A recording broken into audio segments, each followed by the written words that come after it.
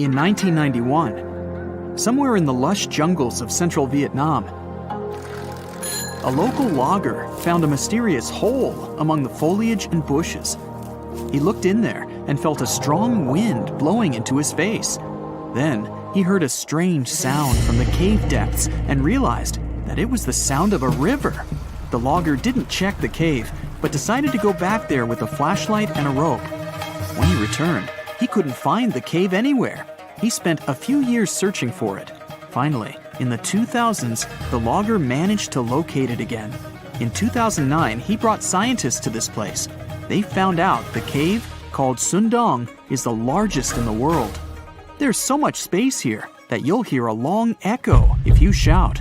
Son Doong's main passage reaches 660 feet in height in some places, which is more than half as tall as the Empire State Building. The area of the cave is so huge that an entire New York City block with 40-story skyscrapers would fit in there. There's a deep underground labyrinth under the jungles of Vietnam, hiding 3 of the largest caves in the world, and Son Doong is number 1 on this list. The vast space inside is filled with various plants, unique microclimates, and different landscapes. There's a real jungle growing underground. It became possible thanks to the collapsed ceiling in some places. It lets sunlight penetrate there from above. There are huge stalactites 250 feet high on the ceilings and walls, which is more than the length of a passenger Boeing. They've been here between hundreds of thousands and millions of years. Some limestone deposits are more than 450 million years old. It means they've existed since the time long before the dinosaurs. Besides the jungle, there are also many rivers in the cave. They were formed because of rainwater coming down from holes in the ceiling. These rivers are smooth and fast, like slides in a water park.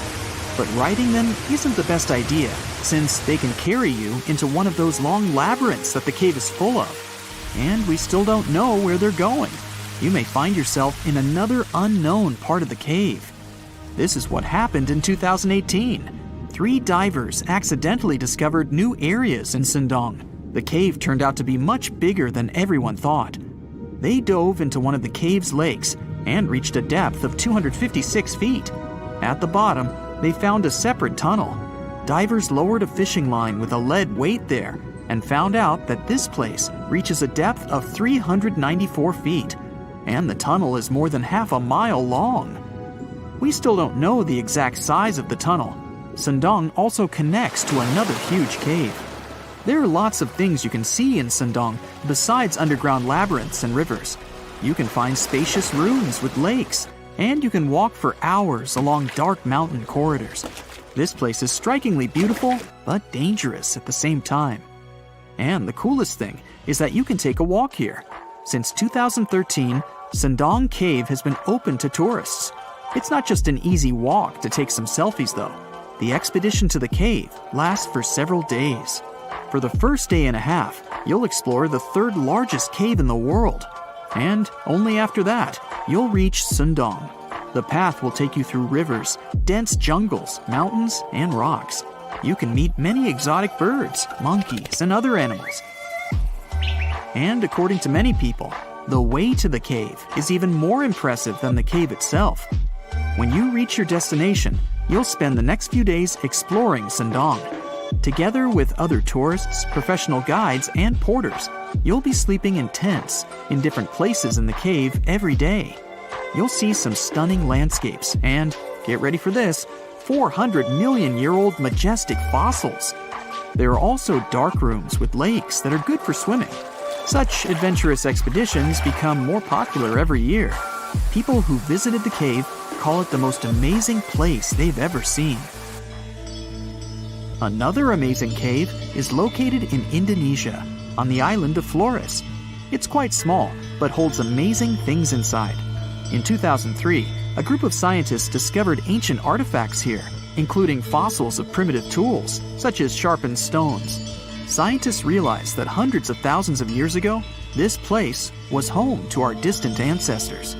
Then they found a very unusual female skeleton.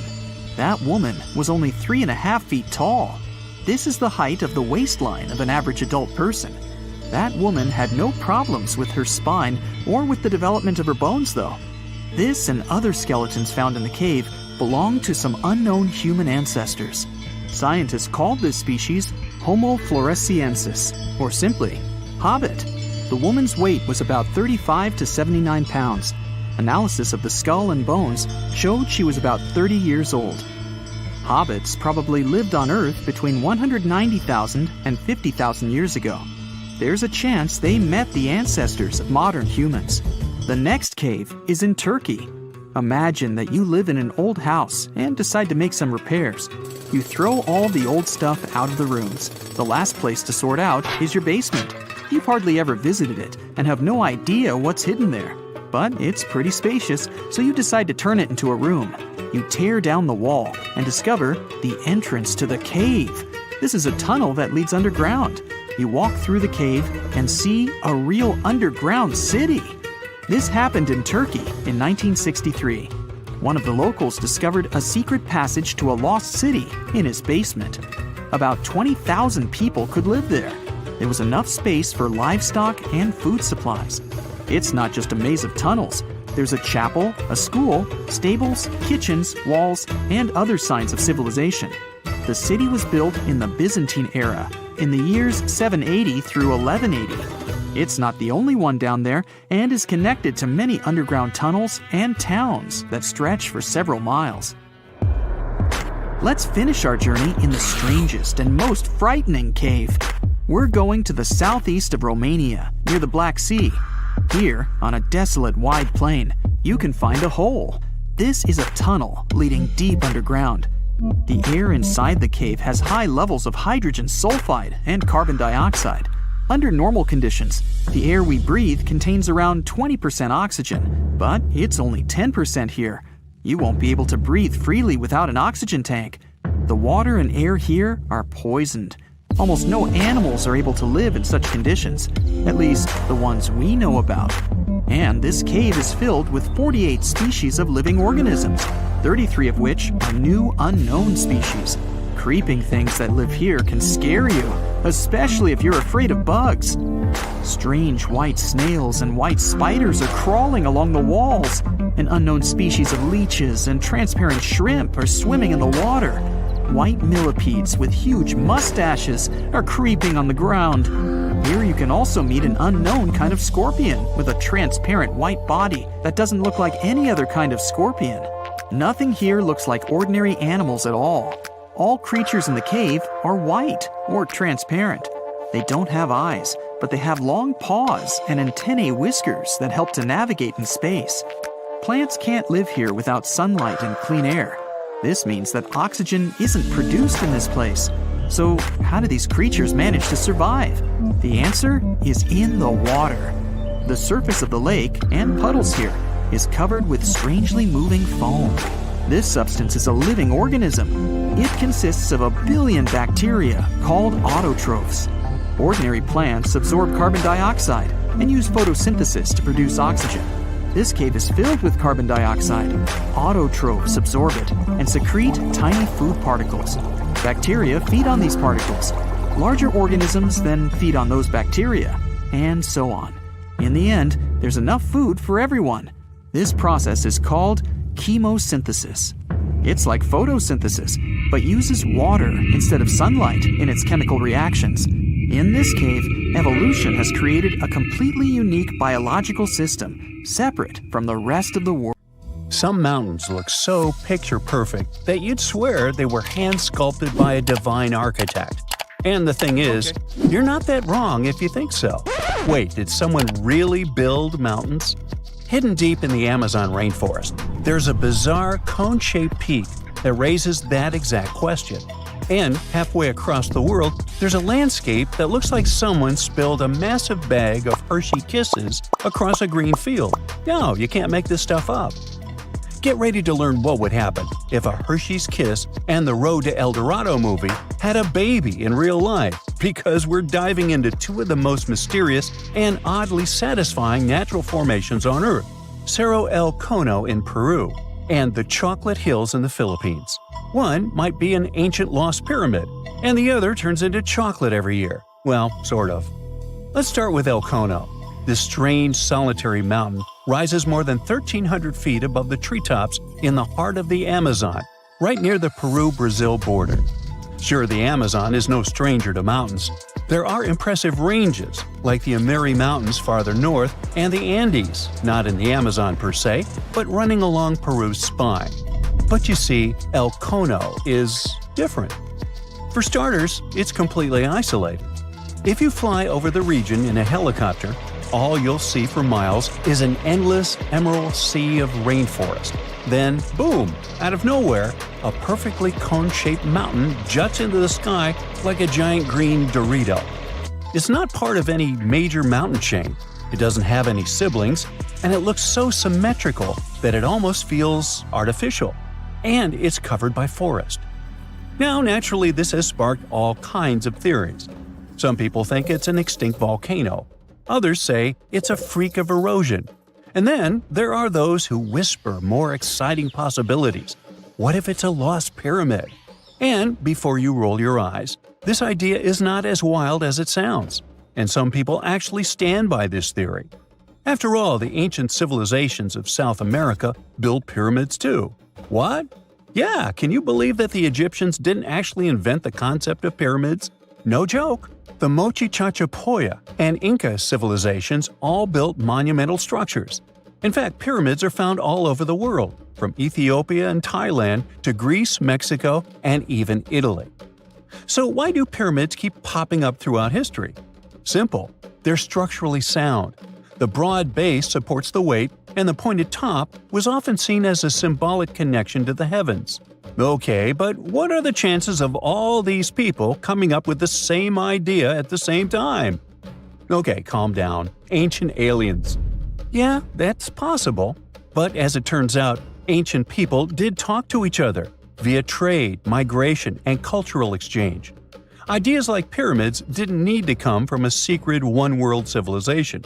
They just came from smart, curious humans scattered across the globe, all looking up at the stars and wondering how to get closer. In fact, recent archaeological discoveries have revealed massive ancient cities deep in the jungle that were completely swallowed by nature. In Guatemala, scientists uncovered a lost Maya city with its own pyramid structures. In Mexico, an entire metropolis was found buried beneath forested hills. So yes, humanity can forget an entire city. Take another look at El Cono from the air, and you might start believing it too. Its slopes are smooth. Its symmetry is uncanny. From above, it resembles a colossal step pyramid or ziggurat, cloaked in jungle vines and secrecy. And if someone told you it was the moss-covered remnant of an ancient civilization, you might just nod and say, yeah, I see it. Of course, no one's proven anything yet, but the mystery is delicious. Like a myth waiting to be cracked open. At the same time, for people who live nearby, El Cono isn't just a geological curiosity, it's sacred.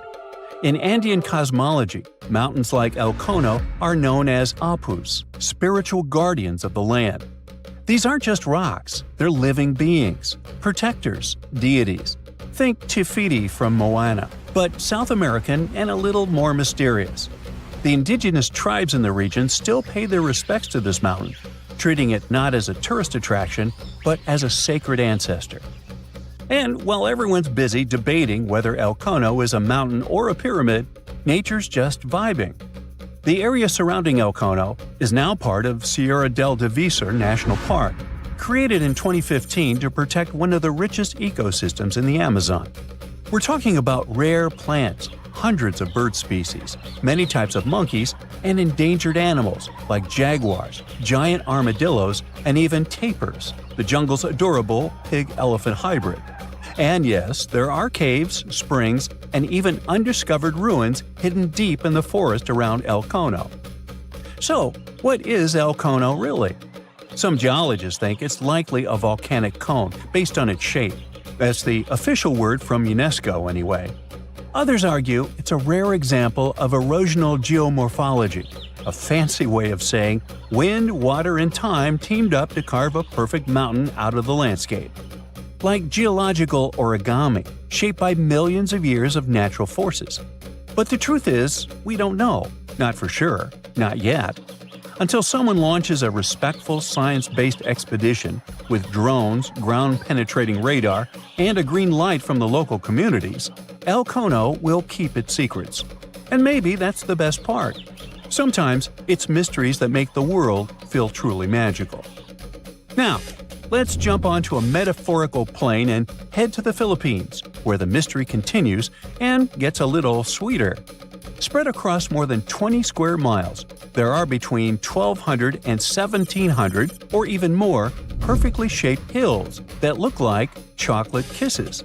Like seriously.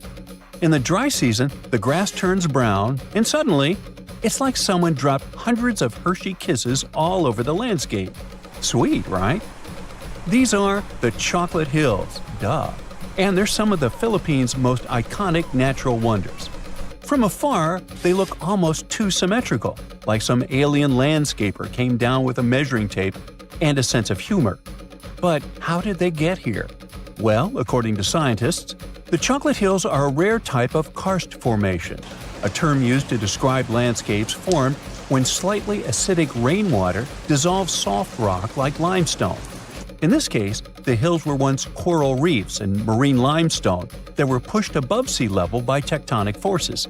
Over time, the exposed rocks got eroded by wind, rain, and underwater rivers, leaving behind this stunning army of symmetrical mounds. It's a geological marvel millions of years in the making.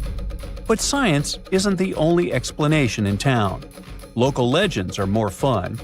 One story says the hills were formed when two giants got into a rock-throwing fight, launching boulders at each other until they collapsed in exhaustion, leaving the landscape littered with mounds, just like that one scene from the Hobbit movie. Another tale speaks of a heartbroken giant whose tears turned into earth, forming the hills as a tribute to his lost love. Oh. Today, the Chocolate Hills are a National Geological Monument and a major tourist attraction in the Philippines. They're also being considered for UNESCO World Heritage status, because, really, where else can you find such a naturally satisfying mix of geology and dessert? If you ever want to visit, it's pretty easy. Fly into Boho Palango International Airport or take a ferry from Cebu, and then head to the towns of Carmen, Batuan, or Sambanga. There are designated viewing decks, eco-parks, and even ATV tours that will let you explore the hills up close. So, whether you're chasing lost pyramids in the jungle or climbing a mountain that turns into chocolate in the summer, the planet still has places that surprise and delight. And that's the real treasure. Sometimes, nature's weirdest, most beautiful shapes aren't hiding aliens or ancient tech. They're just proof that Earth has a wild imagination. Imagine a place that could literally start at one end, trek over 1,800 miles straight to the west, and still be stuck under that massive canopy. This place is like a haven for all sorts of crazy creatures, hosting around 10% of the world's species. It's always been seen as this wild, untouched paradise where humans haven't messed things up yet. You know, like a glimpse into how the world used to be before we spread like wildfire across every continent, causing chaos everywhere.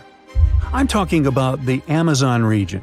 That massive jungle turns out to be hiding some seriously cool secrets. For centuries, people have been talking about these lost cities deep within the forest.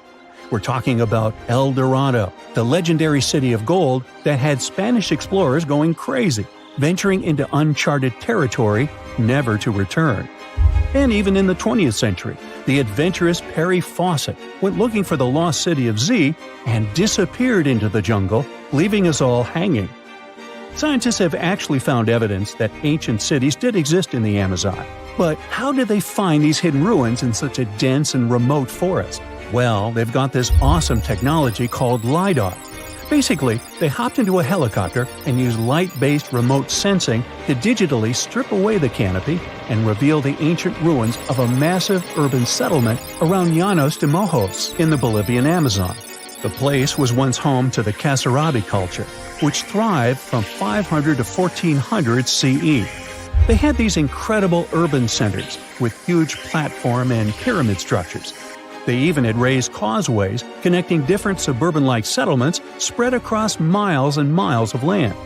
These guys were seriously ahead of their time, And they had an epic water control and distribution system with reservoirs and canals.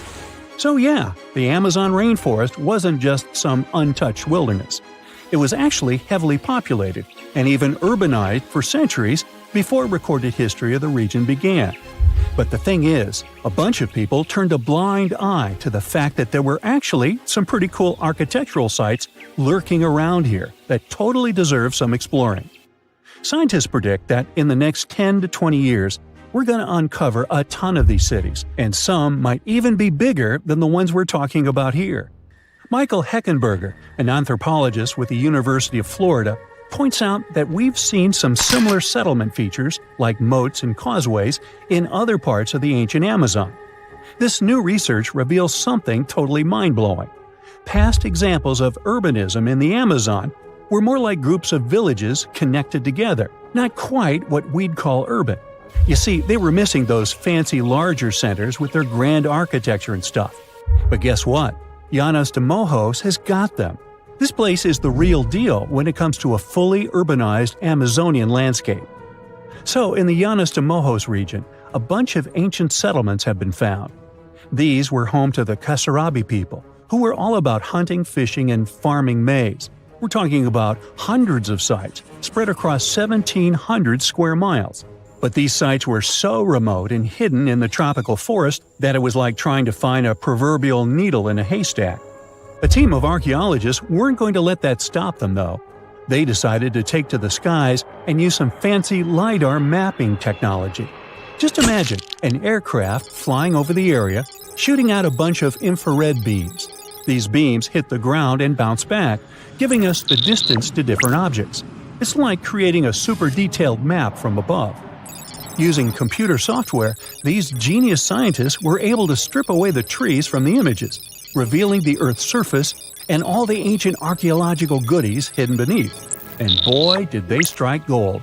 They found a whopping 26 unique sites, including 11 that nobody even knew existed before. So what about these 26 super cool sites? Among them, we've got Landavar and Kotoka, which are like these huge urban centers. And get this, we already knew they existed, but the new maps revealed they cover 1.5 and 1/2 square miles respectively. These centers are surrounded by moat and rampart fortifications, like something out of a medieval castle. And they've got all sorts of crazy stuff inside. We're talking artificial terraces, massive earthen platform buildings, and pyramids that reach over 70 feet tall. All these epic buildings are actually facing the north-northwest.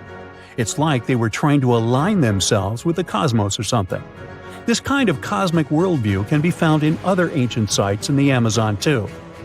Now, let's take a bird's-eye view and strip away all those pesky trees. We can see these two centers in all their glory, and they're actually connected to a whole network of settlements through a bunch of causeways. Picture it like spokes on a wheel, stretching out for miles. Canals also stretch out from these main centers and connect to rivers and Laguna San Jose. It's like they had their own water delivery system going on. These ancient guys totally reshaped the whole landscape with their crazy cosmology. The only bummer is that their impressive architecture was made from mud brick. While it looked amazing back then, it just wasn't as durable as the limestone used by the Maya. What happened to the Kasarabi and their settlements is still a big mystery. But based on dating at the sites, it looked like they disappeared around 1400 CE, way before Europeans arrived in the Amazon. One theory is that a massive drought hit the region and messed everything up. The researchers found these massive water reservoirs at various sites, which is pretty interesting, considering how rainy the Amazon is known to be. Who knows if they were for drinking water or farming fish and turtles? But hey, severe droughts have happened in the past, and it only takes a couple of bad harvests to make people pack up and move on. What's even more interesting is that these communities thrived in the same area where this guy Fawcett we mentioned before went missing while searching for his lost city of Z. Maybe he was onto something after all. This is how it was. Fawcett stumbled upon this super cool document called Manuscript 512 at the National Library of Brazil. It's believed to have been written by a Portuguese explorer. Now, according to this document, back in 1753, a group of explorers discovered the remains of an ancient city.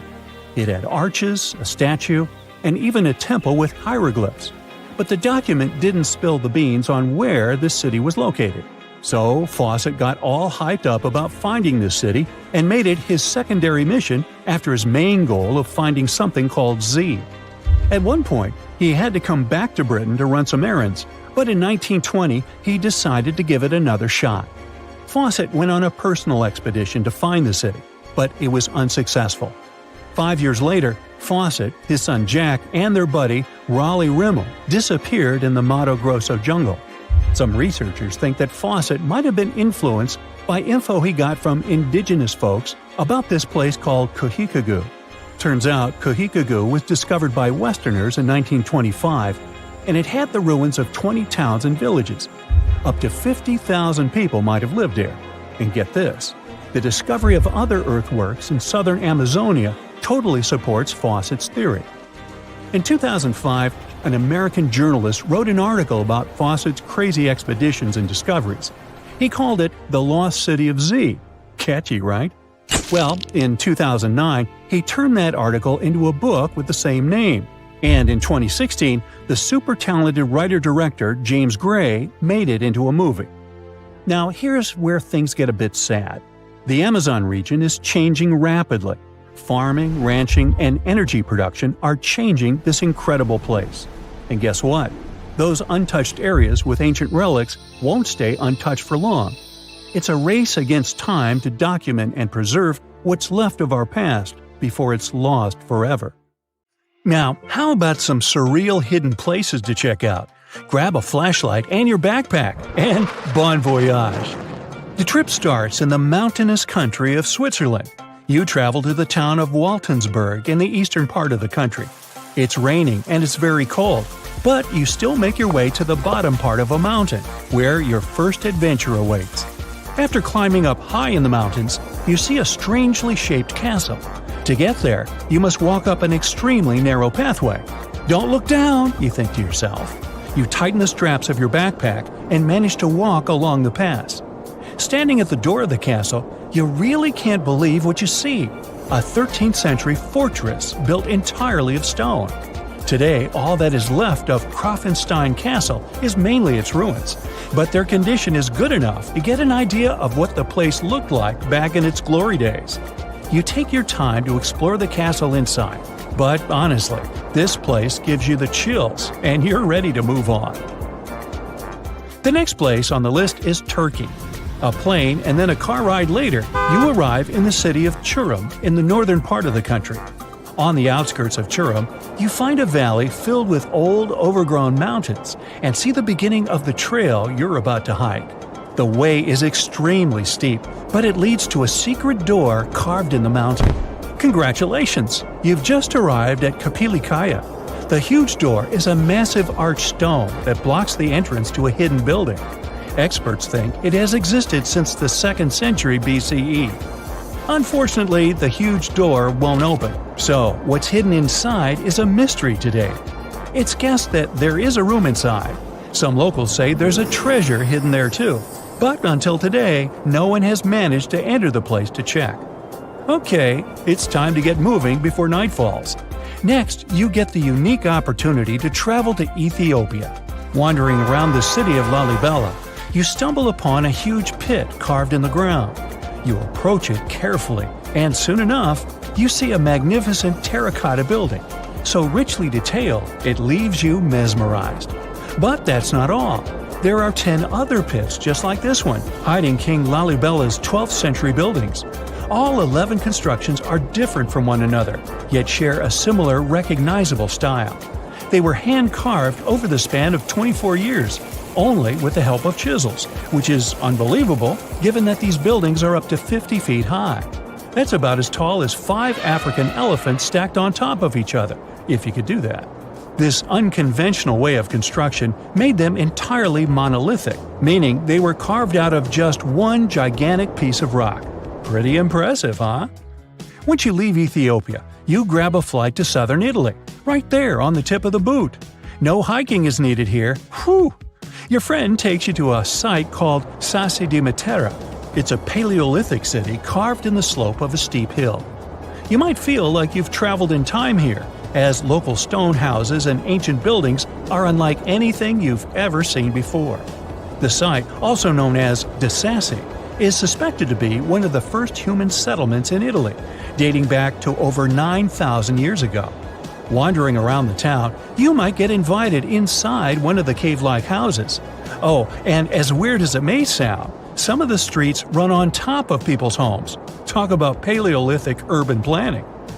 You're probably becoming an expert on rock-cut architecture by now, but there are still a few sites left on your list. Next off, you head to Slovenia to visit the world's largest cave castle. This medieval castle was built on top of a 400-foot-high cliff and was designed to be impenetrable. Luckily for you, security is much more relaxed today. Still, if you're looking for a more challenging and less touristy way inside, you can get into the castle through one of its many underground tunnels. They were built over 800 years ago for the owner of the castle. He needed secret passageways to sneak supplies.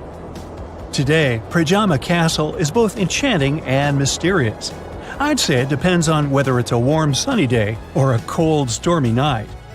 After this medieval experience, you head on to visit Petra, a magnificent Jordanian monument found in the middle of the desert.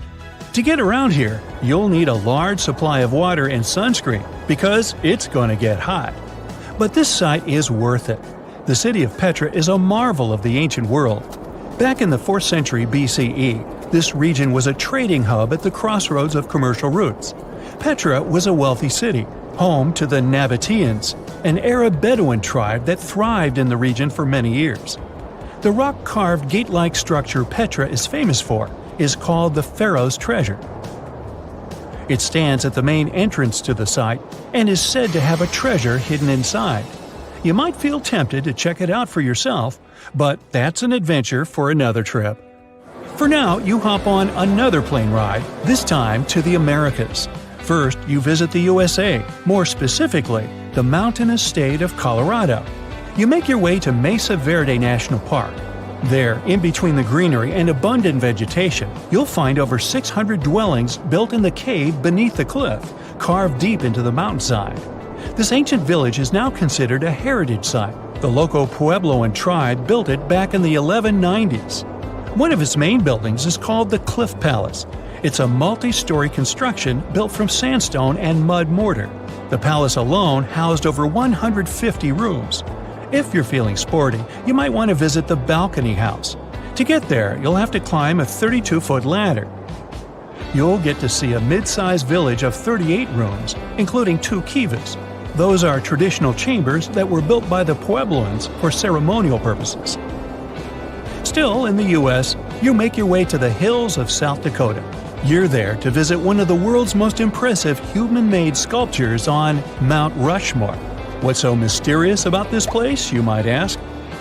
Well, during Mount Rushmore's construction, a 70-foot-long secret tunnel was built behind the head of Abraham Lincoln. The tunnel was supposed to hold all the documents and artifacts important to the United States history.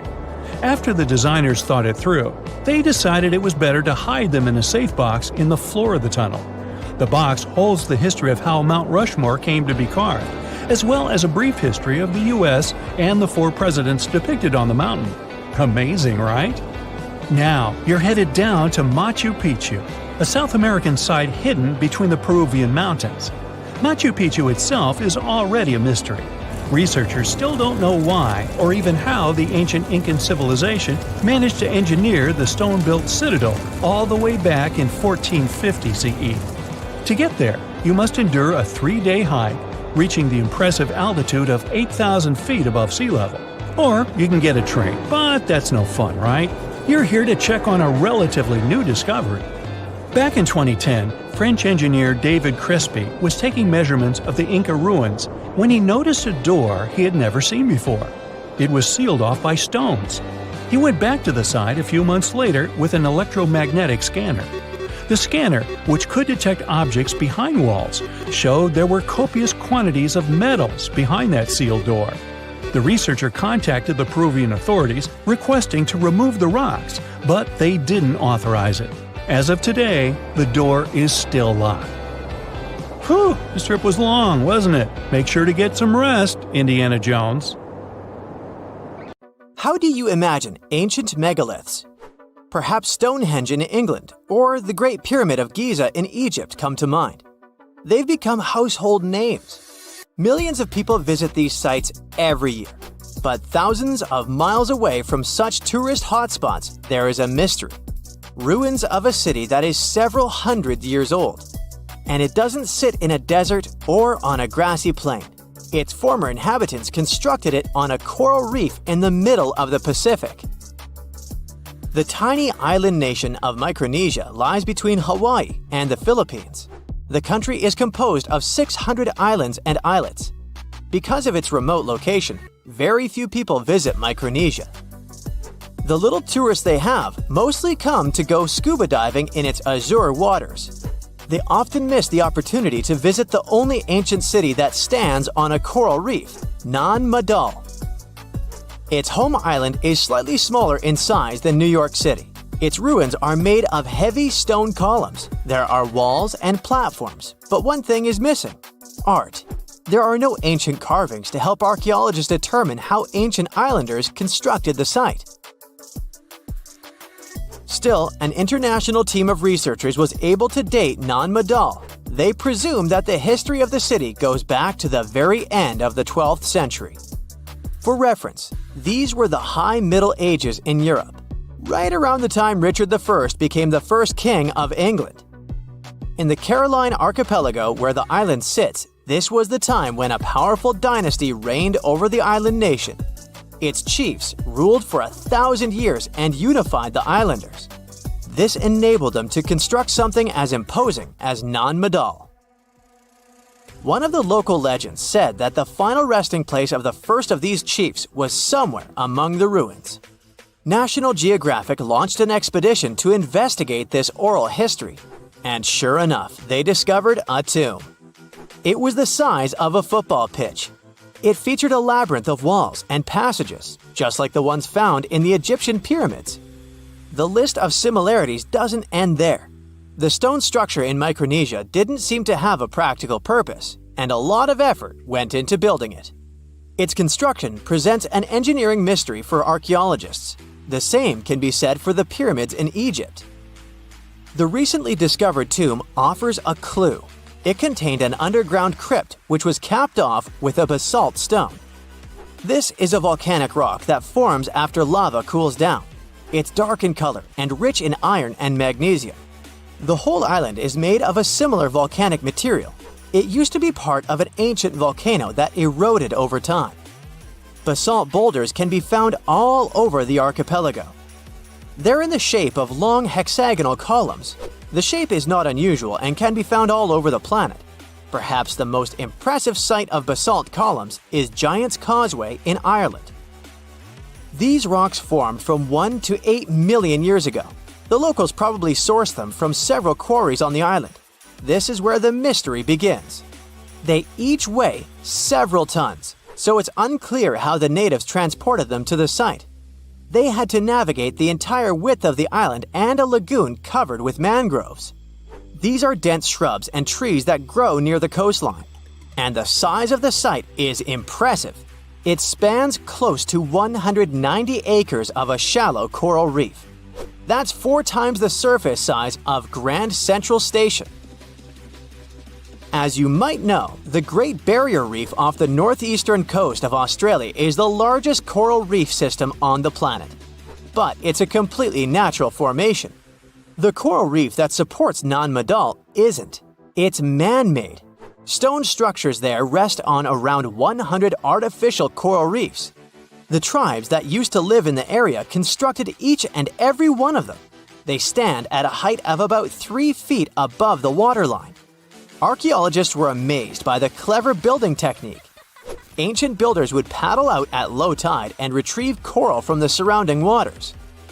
The conditions for it to grow fast here were perfect. Then, they placed parts of the coral inside underwater frames of stone. Once the first level was filled in, they added another row of stones and repeated the process. This allowed the foundation to rise above the water level. These islets were crisscrossed with tidal canals. The site had 12 walls to protect it against the sea. Harbors today still have similar breakwaters. The general layout of Nan Madol earned it the nickname the Venice of the Pacific. The coral base was strong enough to support the weight of all those basalt columns. Some estimates reveal that all the stones used in the construction weighed 250 million tons. This makes sense when we look at the largest monoliths on the site. These are massive stones that can be both artificial and naturally occurring. An individual cornerstone from the city walls weighs close to 55 tons, and there are several of them stacked on top of each other. The wall they form is higher than a telephone pole. In 1995, the Discovery Channel did an experiment for a special on Nan Madol. They constructed bamboo rafts to test how the ancient builders moved stones around. They were a fraction of the width of the real monoliths. The rafts sank almost immediately. The site's been sitting uninhabited for centuries now. The island's first settlers came by sea around the 1st century. Historians believe they arrived from the nearby Solomon or Vanuatu Islands. The city became a regional administration center at the end of the 11th century. Its heyday is associated with the powerful ruling dynasty. It lasted for nearly 5 centuries. European traders knew about the island for a long time. In the mid-19th century, the Spanish established schools there. In 1873, a Polish anthropologist was the first to systematically explore the ruins of the city. He found heaps of coral, simple bracelets, necklaces, and stone axes. There were also round discs with a hole in the middle that probably served as currency. In modern times, the island became part of Micronesia. Today, the local tribal chief is the supervisor of the ruins. His title dates back to the times of Nan Madol's builders. But the locals cannot explain how exactly their ancestors erected the stone structures. The country's former top archaeologist was once quoted saying, "We don't know how they brought the columns here, and we don't know how they lifted them up to build the walls." Researchers from around the world were determined to get to the bottom of this mystery, quite literally. In 2019, an American team of scientists performed the first ever LiDAR scan of the site. This type of radar uses laser wave pulses to scan under the surface of the Earth. This allows the technicians to create a 3D image of the ground below. The scan revealed a complex irrigation system on the tiny island. This probably explains how ancient Micronesians were able to supply the nearby settlements with drinking water. When it comes to food, it was probably boated in. According to the local population, historians estimate that at the time of the city's construction, 20 to 30,000 people lived on the island. In 2016, UNESCO inscribed Nan Madol as a World Heritage Site. The future of the city is uncertain because of the state the waterways are in. They're overgrown with mangroves. The vegetation is undermining the existing structures, and more can be done to promote the place as a tourist attraction. The site gets about 1,000 visitors annually. Compare that to 50,000 people who visit Easter Island each year. Both destinations are pretty far away from the nearest mainland. The distance from Nan Madol to California is more than twice the length of the Mississippi River. Can you pronounce this name of the Aztec capital city? Yes, it's quite difficult to say in English and above my pay grade. Okay. It's Tenochtitlan. And Mayan cities are hard to pronounce too. Consider Jaxchilan. They must be part of the same language, right? Well, not really. The Aztecs and the Mayas were among the most famous Mesoamerican peoples. That's present-day Central America. But they didn't speak the same language, and they weren't even the same civilization. The two nations lived in different eras. The Aztecs dominated the region from the 14th to the 16th century.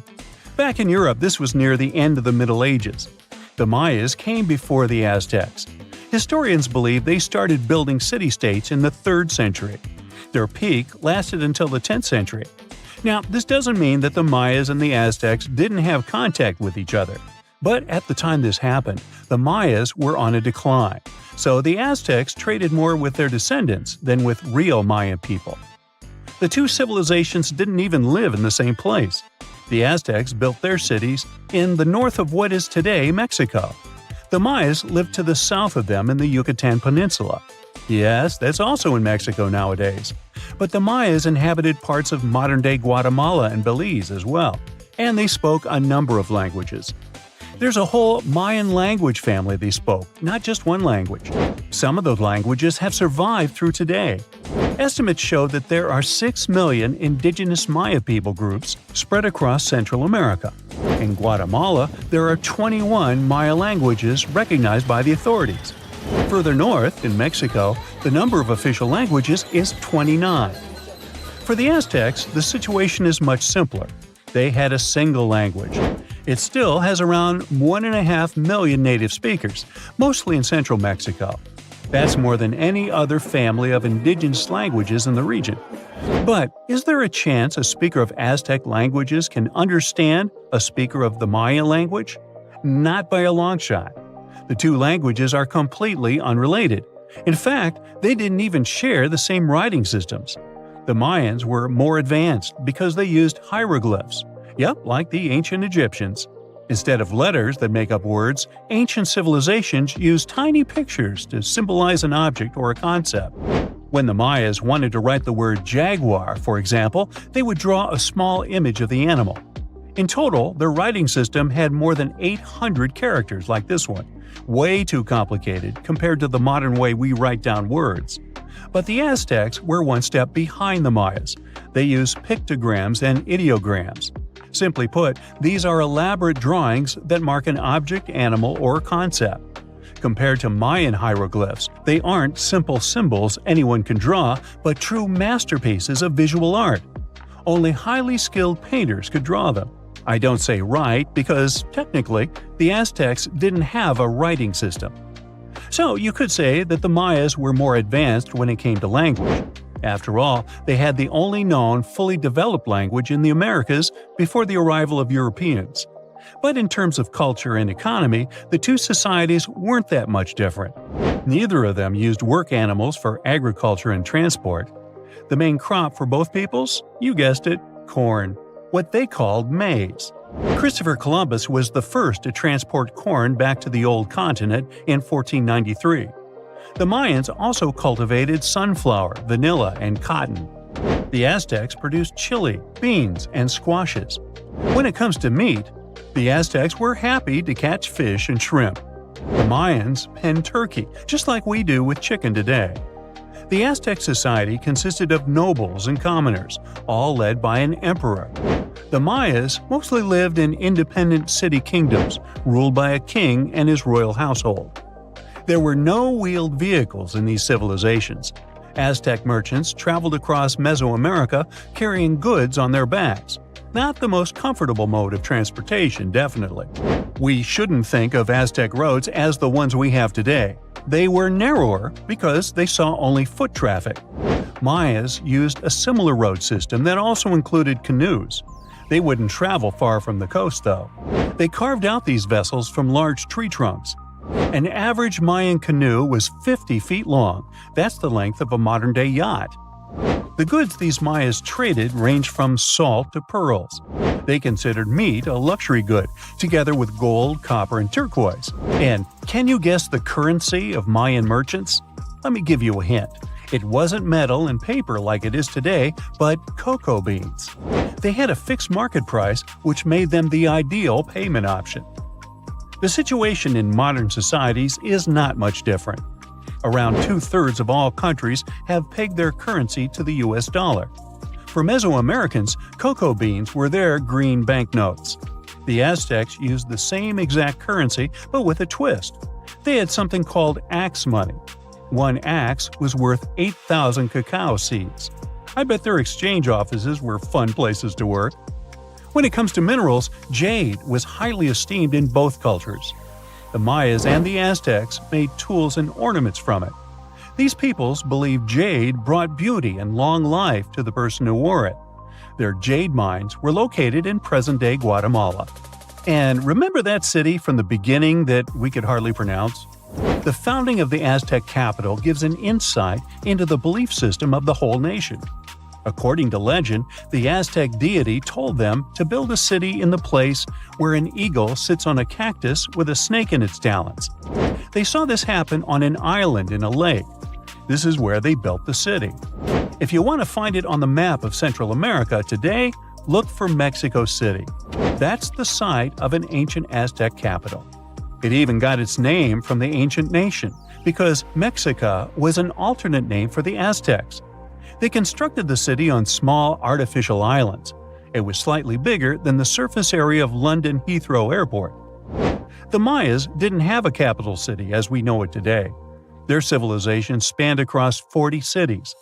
These settlements had a population of 5 to 50,000 inhabitants. Today, these sites could be classified in terms of size as small American towns. But the total number of Mayan cities is not final. Archaeologists keep discovering new ones deep in the jungle of the Yucatan Peninsula. Quite recently, researchers unearthed a new site in the southeast of Mexico. They found a number of stone columns and named the city after the Mayan word for it. Back in the day, the city was part of the central Maya lowlands. Today, this region is covered with thick jungle. The Maya abandoned their settlements in this area around the 8th and the 9th century. Historians still cannot agree on why this happened. Some claim overpopulation was the main issue. Others argue the trade routes collapsed, so Mayan cities couldn't flourish anymore. Whatever the case, northern Mayan cities lived on. The descendants of these peoples were there when the Europeans stumbled upon them several centuries later. The Aztecs were also present in today's Mexico at this time, but contact with a foreign culture didn't bring them much good. There was an outbreak of smallpox that sealed the Aztecs' fate. This doesn't mean that this American nation left the world stage forever, though. Every time we say words like avocado, chili, guacamole, chocolate, and coyote, we are actually reviving the Aztec language. These words are present in pretty much every language on the planet. Mayan words also entered modern English. Linguists argue that the word shark actually comes from a Mayan language. This is the word these ancient Mesoamerican people used for fish. Both ancient civilizations left behind pyramids, and they look very similar in style. The only hint that can help you differentiate between them is that there are way more Mayan ruins that still exist today. Finally, regarding maize, or corn as we call it, there's a story among the Maya descendants that their process of harvesting corn back then was called amazing. Get it? Maize? Corn? Okay, I made that up. You're not surprised, are you? It's the first day of your long-awaited trip to the Amazon forest. You flew all the way to South America. More specifically, you landed in the city of Manaus. It's the heart of the Brazilian Amazon. So far, you've traveled by air, car, and now water. You are on a tiny boat, moving through the dark waters of the Amazon River. Yes, the river is also called the Amazon. And just FYI, it's the second longest river in the world. It loses only to the Nile River in Egypt. The Amazon sprawls for an impressive 2,700 square miles, beginning in Peru and ending only when it meets the Atlantic Ocean off the coast of Brazil. To get a closer look at the forest, you decide to start by exploring it by boat. First up, you watch some piranha fishing. You can even try to catch one yourself if you like. As you may know, piranhas are carnivorous fish that inhabit the Amazon River, so it might not be your best option to go swimming in these waters. One of the most emblematic species of alligators present in the Amazon River basin is the broad-snouted caiman. It looks pretty much like a regular alligator, except for the fact that it has a yellow chin. Your guide leaves the boat and searches the water to show you a caiman up close. He also tells you of another legendary creature that lives in the dark waters of the river, the pink dolphin. Lucky you get to witness a family of pink dolphins showing their fins near your boat. They look magical from the place where you're sitting. You've probably never known dolphins can be pink, huh? After a few mesmerizing moments, you discover that the dolphin's pink color is nothing but an illusion. The animals are originally pinkish-gray, but due to the brown colors of the Amazon River, they look vivid pink when you stare at them from above. Your guide tells you that the pink dolphin is a central character of Brazilian folklore. Locals believe that the pink dolphins can turn into humans and wander off into towns at night. You get off your boat near one of the entrances to the forest. Now you're going to continue your trip on foot. Your guide says that you are venturing into very dangerous terrain. The Amazon is home to some of the creepiest species of wildlife on the globe, but don't worry, we'll get to see a lot of them today. You've come prepared, of course. Bug spray, a raincoat, and your sharp eyes. Inside the jungle, you need to be alert at all times. You may have heard legends of the anaconda, a snake that can swallow animals as big as a cow in one go. Sorry to break it to you, but those are not just legends. Reptiles like these do actually exist. They live deep in the jungle. It right there, moving between the trees. Is it a spider? The so-called Goliath bird-eater is a monster spider. Its legs can grow up to a foot in length, and the spider itself can weigh around 6 ounces. It's also known as the king of tarantulas. You shouldn't get too close, of course. It's not venomous to humans, but its bite can surely sting. As its name suggests, the Goliath bird-eater can even eat birds, as long as they are smaller than it is. Up next, you run into another species of spider that draws your attention. This one is so tiny that you almost don't see it. It's known by the popular name of the decoy spider. You see one of its creations, a gigantic spider built by the tiny Cyclosa spider in order to scare off large predators. This is as amazing as it is creepy. A spider that uses the remains of other insects and dry leaves to create the image of a large spider on its web. If it fools predators, perfect! But to us humans, this work of art looks almost endearing. Who knew there were artists in the arachnid world? Near a small lake, you witness a unique scene. A large snake is slowly slithering its way toward a lizard that is resting on a rock. The lizard seems obvious to the presence of the dangerous reptile, but right as the snake is preparing to attack, the lizard flies the scene in its iconic way. The so-called basilisk lizard is famous for its ability to walk on water, or rather run across the water. This isn't an illusion, just a matter of balancing. The small lizard moves its legs on top of the water very fast, while its long tail serves as a counterweight. I wish I could do that. If you've ever wondered what a frog looks like on the inside, you've come to the right place. Right in front of your eyes, there is a rare local species of frog. It's known as the glass frog. This species of amphibian has a type of transparent skin that is completely see-through. In other words, you can see the frog's interior with astounding clarity. It's as if you had X-ray vision.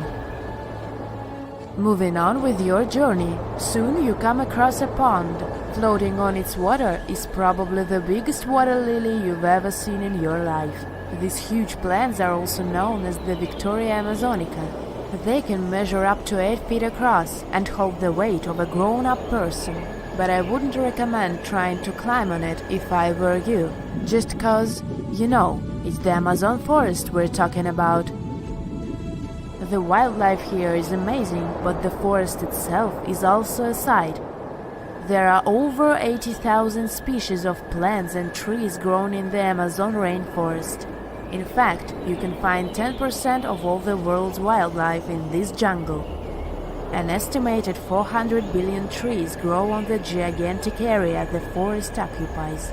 Of course, this place is bound to be biodiverse, right? You won't be able to witness this phenomenon during your trip, but your guide tells you about a unique species of tree that is famous for being able to walk. Yep, you've heard correctly.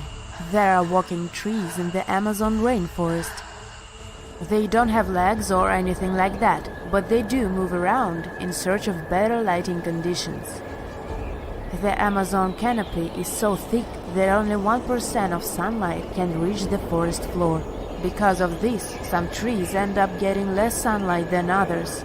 The so-called walking palm trees seem to be adapted to this situation. They grow new roots, which helps them move for 1 to 2 inches per day. They can walk up to 65 feet per year. Maybe that's what inspired John Ronald Reuel Tolkien to create ants, huh? Those are pretty similar tree beings that roam freely around the world. I kid you not, it's not only wildlife that inhabits the Amazon. Actually, over 30 million people live in the forest.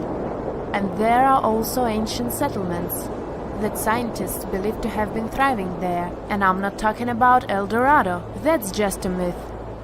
But in 2018, a groundbreaking study showed that up to 1 million people probably inhabited the Amazon, between 1250 and 1500 CE. Can you imagine that? Working alongside local indigenous people, researchers from the University of Florida found several mounds in the Amazon. Besides these mounds, they also discovered interesting ditches and geoglyphs. After mapping all of these recurring mounds, scientists understood that this was a sign of an ancient settlement. They found remnants of carefully designed walls centered around plazas. This could only mean that these ancient cities were big and could host hundreds of thousands of people. These findings brought back the idea that the Amazon could have been home to thriving civilizations way before the Europeans arrived there. But rather than cities drenched in gold, they were simply well-developed agricultural societies. A comfortable abode with a gorgeous view of the Mediterranean Sea will serve as a perfect rain shelter. Well, this is what a real estate advertisement might have looked like for Neanderthals 100,000 years ago. Welcome to the weird and wonderful caves you could live in, or not. Of course, back then, neither real estate and advertising had been invented yet. Never mind the fact that Neanderthals couldn't build houses and often lived in caves. Yet, one of those caves looks an awful lot like a residential building. It's situated inside a high limestone cape called the Rock of Gibraltar. If the Neanderthals had had an economy, the caves inside this rock would have cost a bundle. Navigators discovered it in 1907. They just spotted a big hole inside the fortified rock. For many years, scientists have studied this place and found some traces of Neanderthals. They discovered ancient tools in the cave and bones of old animals. But the coolest thing was, they found 4 caves inside the rock. It was like a residential complex. Neanderthals lived alongside neighbors and helped each other hunt and fish. They created feather decorations and painted abstract drawings on the walls. Imagine our ancient predecessors hanging out in these caves 100,000 years ago. And now, scientists hang out there and study the primeval past of Neanderthals in detail. At the end of 2021, archaeologists uncovered a gap inside one of the caves leading to an unknown tunnel. They crawled through this hole and opened a new space under the cave roof. This place has been closed off from the outside world for over 40,000 years. And it seems it was one of the most prestigious apartments in the entire mountain complex.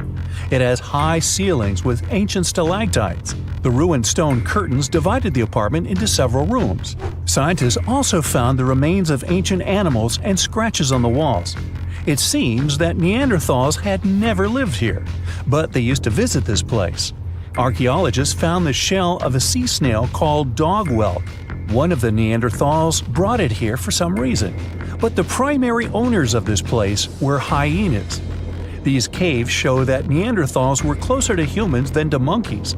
They had a way of life and even some customs. There's still a lot of work ahead, and scientists hope to find new rooms inside this rock. Meanwhile, in 2003, archaeologists discovered another early dwelling on the Isle of Flores in Indonesia. Among the green jungle, they found a cave with ancient tools. At first, everyone thought the human ancestors lived here, but then scientists discovered an unusual skeleton of an adult. A thorough analysis showed the skeleton belonged to a 30-year-old woman, 3.5 feet tall, just above the waist of an average adult. The woman's weight was equal to the weight of an adult shepherd. The skeleton didn't belong to Neanderthals or Australopithecines. It was a new unknown species, which scientists called Homo floresiensis, or simply the hobbit. Also, there were remains of unusual ancient animals in the cave. It was an elephant the size of a cow, some large storks, and giant rats. Archaeologists have found out that hobbits were not the owners of this place. The main inhabitants were the rats the size of a cat. Maybe they were fighting the hobbits. Some analysis shows that Homo floresiensis wasn't our direct ancestor. They were in a separate branch of evolution. The hobbit skeleton looks more like that of a monkey than of modern humans.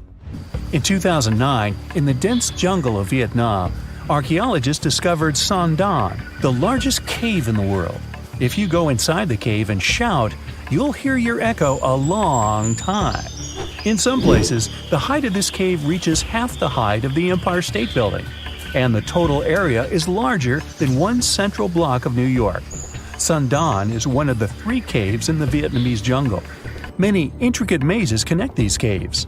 Inside, you can find unique plants and trees that live separately from the outside world. It's a real underground jungle. In some places, you can find collapsed ceilings that let the sunlight in. Besides unusual trees and plants, ancient stalactites hang there. Some limestone deposits are more than 450 million years old.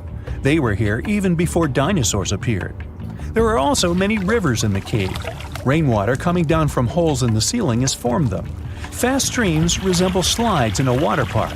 They lead to unknown underground labyrinths. Scientists have studied only a small part of all these caves. The next unusual cave is in New Zealand. Hundreds of thousands of fireflies live inside. Each of them glows with a blue light. Together, they light up the cave. It may seem to you that you're on another planet, but you can't stay there for a long time. Special air measuring devices are everywhere.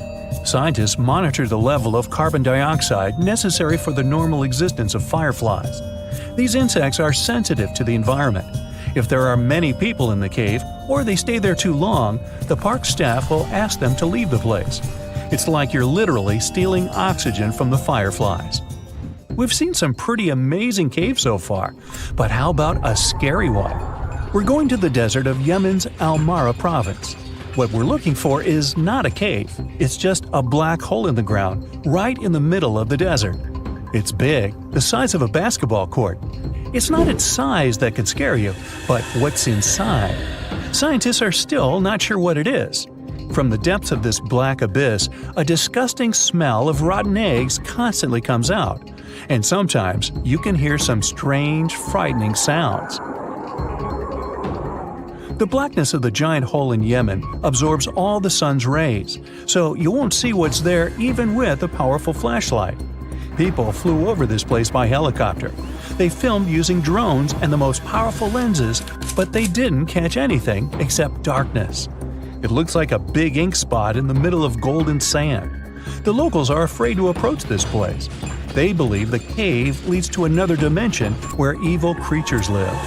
At the moment, the giant hole in Yemen is one of the most poorly studied and mysterious phenomenon of nature. How did it appear? How old is it? Where does it lead? Scientists are trying to find the answers to these questions. There are theories that the hole appeared because of construction work. Geologists drilled the soil nearby in search of minerals. It could have caused fluctuations in the Earth's crust and collapsed the surface. But no one can prove this theory, yet. And now, imagine a place where sunlight has not penetrated for more than 5 million years. There's little oxygen, and it's cold and damp. Still, life is born in this place, not only microbes and bacteria, but also something bigger. The living conditions in this cave are very different from the usual ones, so, in a sense, this cave is like another planet.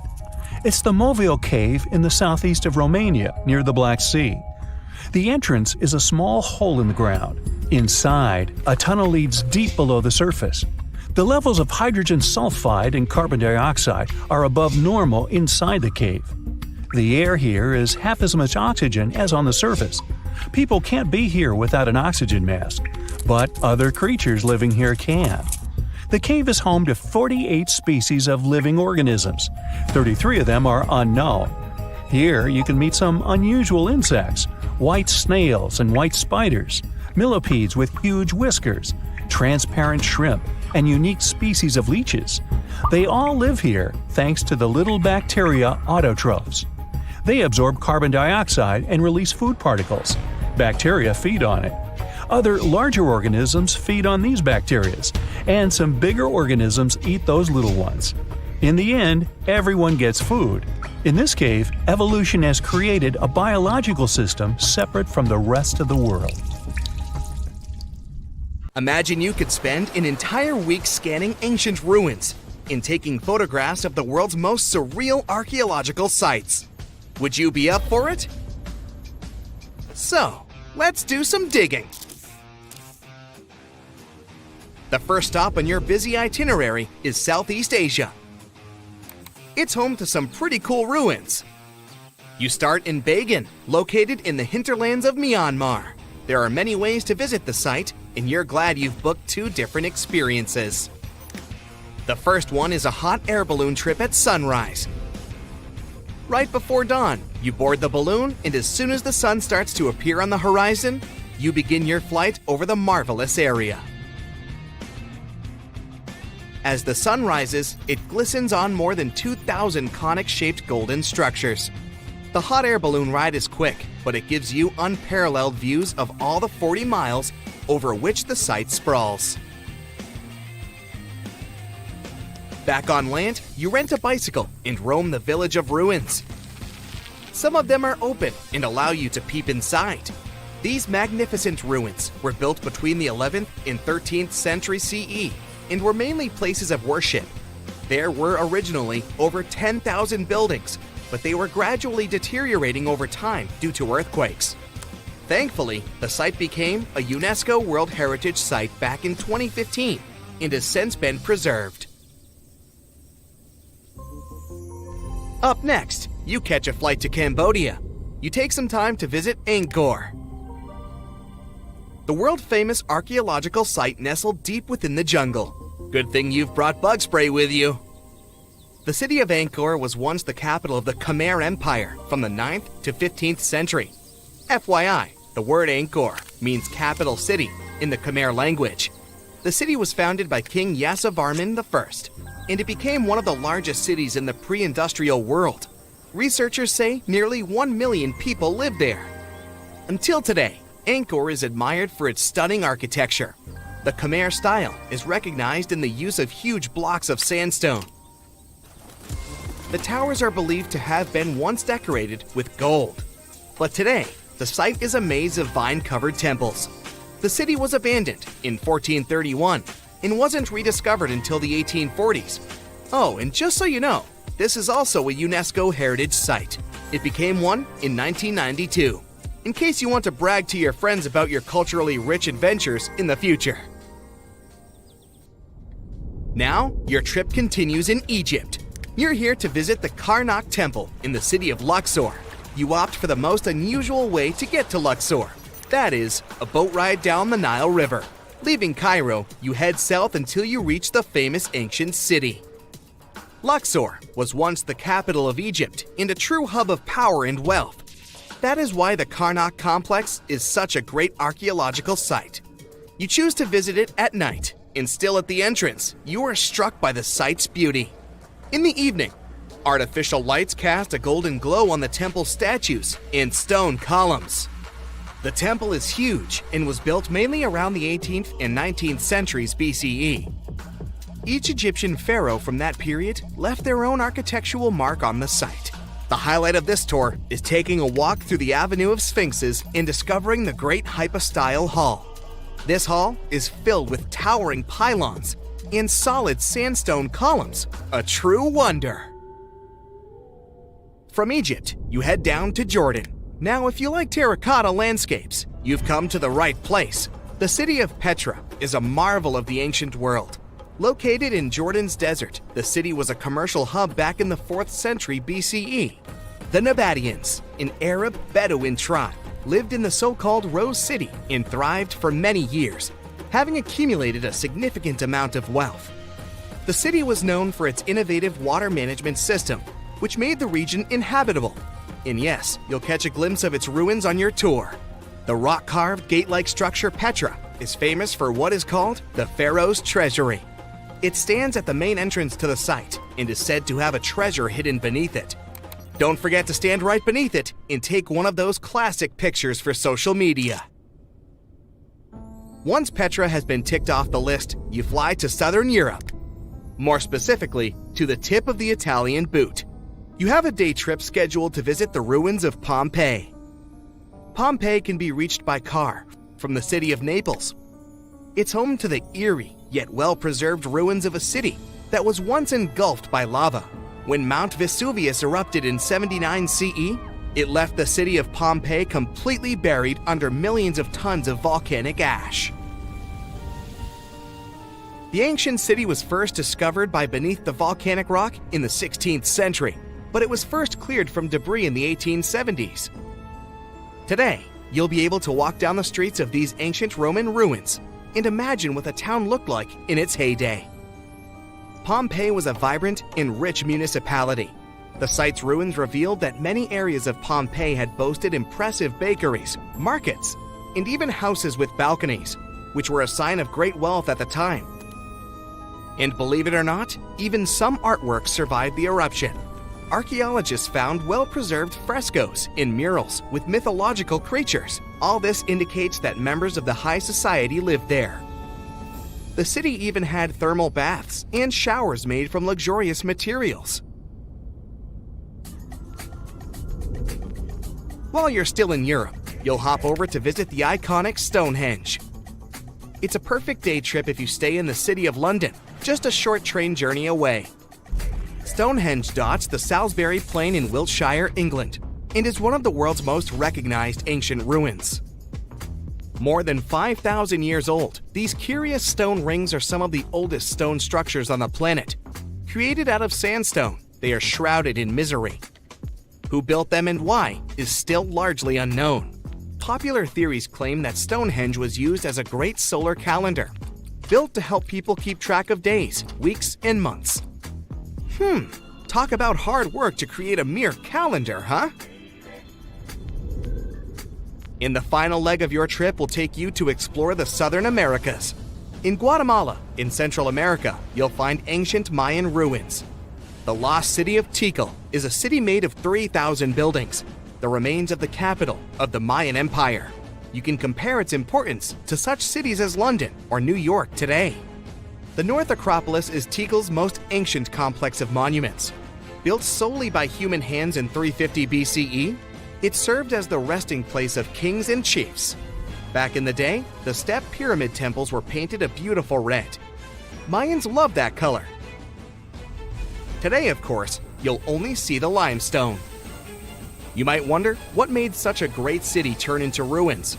Well, archaeologists have no clue about the cause of Tikal's decline.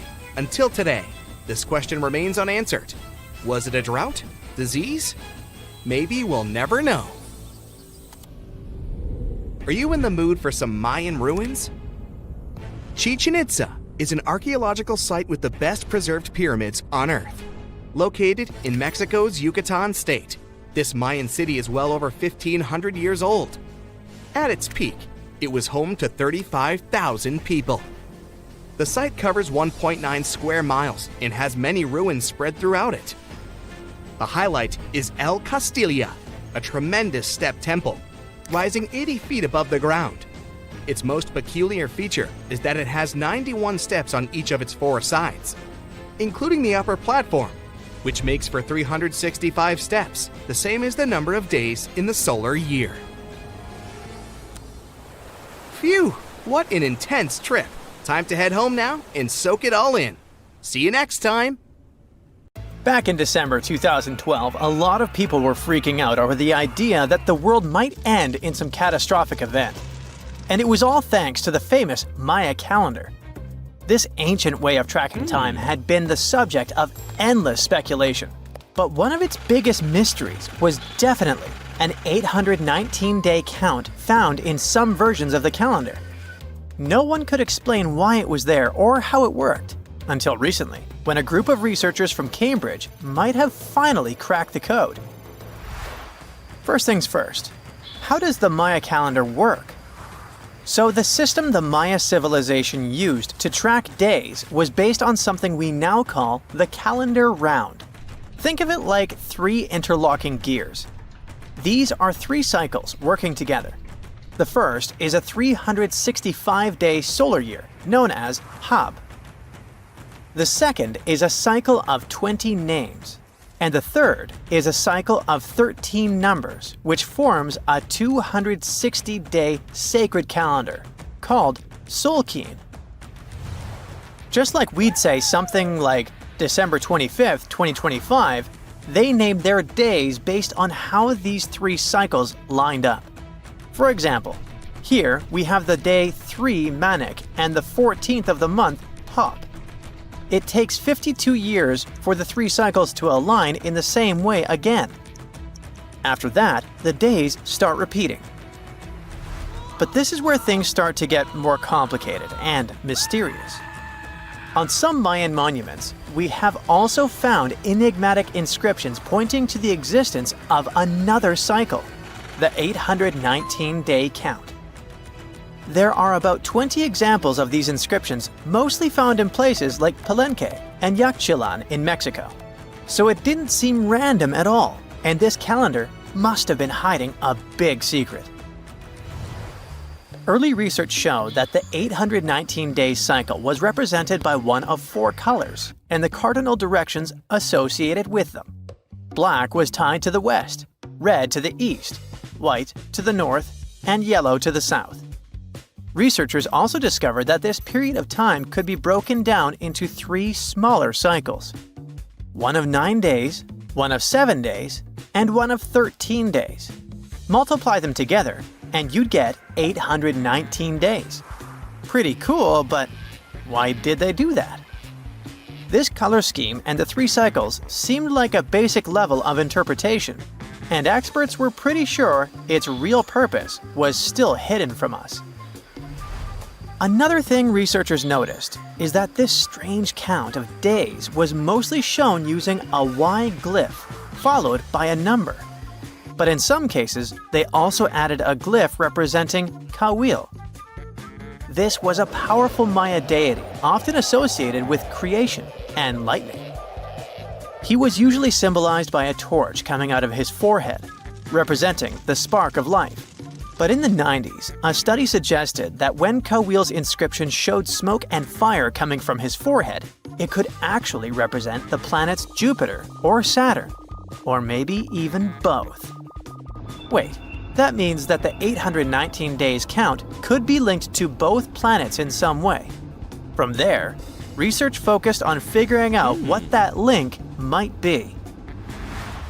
The first conclusion is that this calendar might have helped the Maya track the movements of those planets in some way. Then they started noticing something interesting. These cycles could be specifically tied to the synodic periods of Jupiter and Saturn. By synodic periods, we mean the time it takes for a celestial body, like a planet, to return to the same or nearly the same position as seen from Earth. While this possibility was pretty exciting, something didn't quite add up. Each planet moves very differently, and trying to fit multiple planets into an 819-day span just didn't seem to work. In other words, this 4-part color-coded calendar system was simply too short to align perfectly with the synodic periods of the visible planets. So it looks like we're back to square one. This mystery had people scratching their heads for ages, until 2023, when specialists realized they might have been looking at it all wrong. Researchers actually needed to shift their perspective. Instead of seeing this system as 819 days, they needed to consider the number as representing timelines. And this period of time could be just a small part of a much, much bigger calendar. You see, as we said earlier, this cycle seemed to track the period when a planet became visible to people on Earth.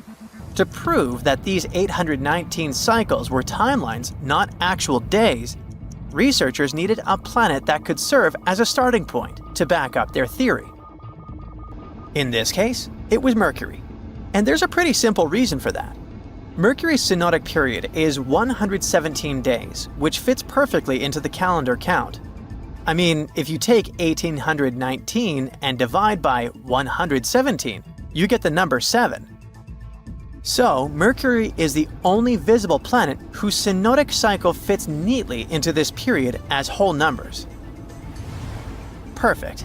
Now they had a solid starting point. From there, they needed to expand the calendar by increasing its length to 20 periods of 819 days. Suddenly, a pattern emerges.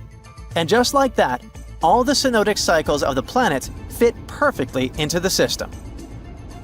For example, Saturn's synodic period from 378 days lines up perfectly after 6 819-day cycles. Venus aligns every 5 cycles. Jupiter every 19 cycles. And Mars, which takes the longest, needs 20 cycles. In other words, it takes about 45 years for Mars to align with the synodic periods of all visible planets. So, this is how researchers determined that the ancient civilization wasn't referring to days, but rather to timelines. The Maya astronomers came up with this count as part of a larger calendar system of 20 periods. But then a question comes up. Why was studying the synodic period so important to the Maya? Well, we don't have super specific answers about this mysterious calendar yet. But what we can say for sure is that the Maya truly believed in the powerful influence of the cosmos on daily life. So maybe they wanted to analyze how the movements of all the visible planets lined up with their other calendars. Of course, this system is just one part of the Maya's amazing and advanced understanding of astrology. And it wasn't just about using astrological cycles for planting and harvesting.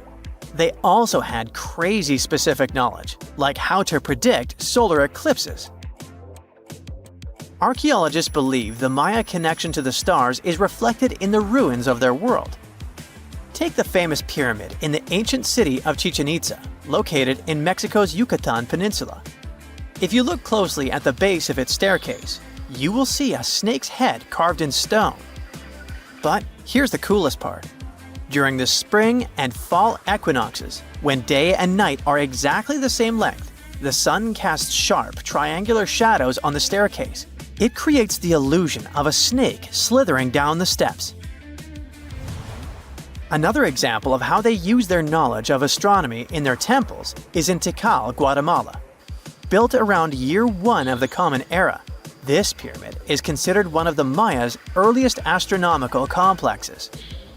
And its alignment and orientation allowed them to track and calculate solstices and equinoxes with incredible precision. The Maya were skilled skywatchers. Just like we have modern-day high-tech observatories with round domes, they had something similar. Meet El Caracol. The name means snail in Spanish and refers to the spiral staircase inside the tower. Built around 906 Common Era, it was the perfect place to observe all the changes in the sky and track the movements of the sun, moon, planets, and stars. Unlike us today, with our telescopes, satellites, and advanced tools, the Maya relied entirely on naked eye observation, and that makes their achievements even more incredible. You are lost deep within the jungle in the Yucatan Peninsula in Mexico. There are strange noises all around you, and to make it worse, the sun is setting. Soon, you'll be alone in the middle of an unknown rainforest. Guess it was a pretty bad idea to come looking for El Dorado on your own, wasn't it? You keep walking as fast as you can, when suddenly, wait! What's this you're seeing? It looks like large stairways made out of stone. This definitely doesn't look natural, so you take a picture. Maybe you didn't strike gold, but you might have just found something relevant. Congratulations! You found Ocumtun, a long-lost Mayan city. Hidden 37 miles into the jungle, the name literally translates to stone column. Stone was probably in at the time, so these guys used a lot of it to build their pyramids, houses, and even ball courts. If you ever thought that Europeans invented ball games, think twice. Mayans love to play ball games for recreational purposes. Ancamtun is part of a series of other long-lost Mayan cities that are being discovered with the help of new technology nowadays. We'll talk more about the other ones in a jiffy. Perhaps the biggest surprise of this one is that it was surrounded by wetlands, which is why the city was built on high ground. The city was monumental, covering an area of over 120 acres. That would be as big as 90 football fields right next to each other. Scientists have found proof that Ancamtun had pyramids of up to 49 feet high, and that it was likely an important social hub between 250 and 1000 CE. This is definitely a game changer. But lost Mayan cities began to be unearthed in the 19th century. Modern technologies, such as LiDAR imaging, help archaeologists see through dense canopies of the forests. This means that people don't really have to risk getting lost in the tropical jungle like you did at the beginning of this video. LiDAR works sort of like an X-ray. It sends out laser beams that can detect any signs of ruins or ancient constructions. According to space archaeologist Sarah Parchak, satellite imagery has been a key player in discovering ancient cities in South America, Egypt, and other places. Sarah herself spends most of her days scouring images for any signs of where there could have been cities long ago. She says that more often than not, what happens is that ruins are covered by vegetation, soil, or sand, which makes them super tricky to find. But thanks to these awesome tools, scientists also made the huge discovery of ancient Mayan causeways, which spread throughout old Mayan territories. I mean, take a look at these roadways. You'd expect to see ruins like this in places such as Portugal, England, or the United States. I'm talking about 130 feet wide roads painted white to help travelers journey through the nighttime. Scientists recently unearthed a 110-mile network of roads such as these, and they think this dates back to before the first registered Mayan highways we've known so far. These roadways, which sometimes ran over the swampy ground and were even elevated at times, are being called the world's first superhighways. Even if there is no registry of animal-powered vehicles, it's believed that the Maya used them to travel around a network of possible 964 settlements. They were built like a huge spiderweb, and from what archaeologists have gathered, this huge system of roads worked to connect a big system of economic and social interactions between Mayan cities. This completely debunks the traditional idea that the Mayan pre-classic period, which dates back to 2000 BCE, was made of small, tribal settlements. Imagine the manpower and engineering ability you need to muster to build something close to these white highways. Scientists believe that these causeways were built pretty much the same way as the Mayans built their pyramids, with a mixture of mud and quarry stone. Oh, and using several layers of limestone to make them white. That's pretty cool, right? But let's take a few steps back for a moment to get some context. The Mayans were one of the biggest pre-Columbian civilizations living in the Americas. Until now, experts believe that at its apex, the Mayan civilization consisted of over 40 cities with a population of millions of people. That's a lot of folks. Their civilization spanned Mexico's Yucatan Peninsula, Guatemala, and Belize. And they survived mainly on agriculture. The thing is, the Yucatan Peninsula was an extremely difficult place to grow crops. So the Mayans had to develop a complex irrigation system in most of their cities. They built a series of ceremonial buildings, pyramids, and plazas. The Mayans might have been keen pyramid builders, but they also developed an advanced astronomical system.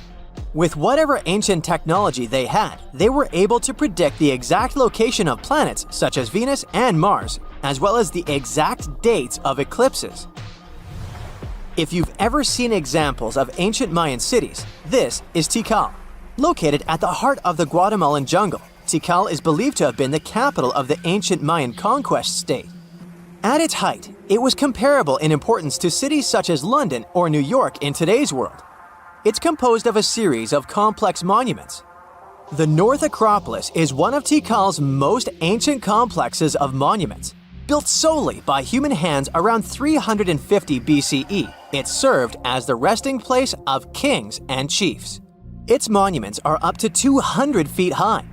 Back in the day, the step pyramid temples were painted a beautiful red. Mayans loved that color. Today, of course, you'll only see the limestone. Then there's Chichen Itza. It's got one of the best preserved pyramids on Earth to date. Located in Mexico's Yucatan state, this Mayan city is well over 1,500 years old. At its peak, it was home to 35,000 people. The site covers 4 square miles of land. The highlight is El Castillo, a tremendous step-like temple standing 80 feet above ground. Its most peculiar feature is that it has 91 steps up each of its 4 sides, including the upper platform, which makes for 365 steps, the same number of days as the solar year. You can see that these folks were a pretty big deal, huh? That's why nobody can really understand what happened to them. There's a big lack of evidence on the decline of this almighty empire. What could have been the cause of their demise? Was it a drought? New research in 2017 did bring some new discoveries into the mix. Using data from a site at Ceibal, located at southwest of Tikal, scientists analyzed radiocarbon data from ceramics and archaeological excavations to extract new information about the unexpected demise of this great civilization. The information shows that instead of a sudden collapse, the Mayans most likely fell in waves of social instability and political crises. These events are believed to have deteriorated Mayan city centers and began causing the dispersion of the Mayan population. It's hard to pinpoint the exact causes, though. But hey, recent discoveries are shedding a big light on humanity's past. Not only about the Mayan Empire, but about other long-lost civilizations of South America. A major recent discovery in Brazil was done using satellite imaging technology and is also shocking scientists. Some images from near the Xingu River, also in the Amazon, suggest that cities of millions of people might have existed inside the jungle, way before our modern civilization ever existed. I mean, if this doesn't shock you, I don't know what will. Satellite imagery also detected a network of trenches, dating back to 200 and 1,200 CE in the Bolivian Amazon forest. These proofs suggest settlements that could have supported around 60,000 people right in the middle of the Amazon forest. When researchers from the University of Florida went on ground to check the satellite information, they were shocked to find several mounds that were accompanied by ditches and geoglyphs. Archaeologists also found remnants of carefully designed walls centered around plazas, much like the type of construction done by the ancient Mayans. So, imagine you're 15 and you get bored of playing video games. Instead, to pass the time, you decide to give some attention to an old hobby of yours, tracking down lost Mayan cities.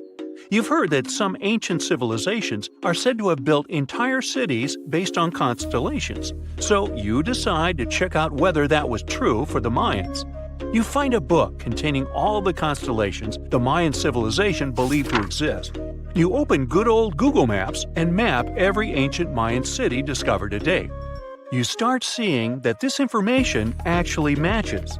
And truly, the biggest ancient Mayan cities correspond to the brightest and biggest stars of the Mayan constellations. Okay, this is getting interesting. You manage to map out over 100 ancient cities when you suddenly notice something strange.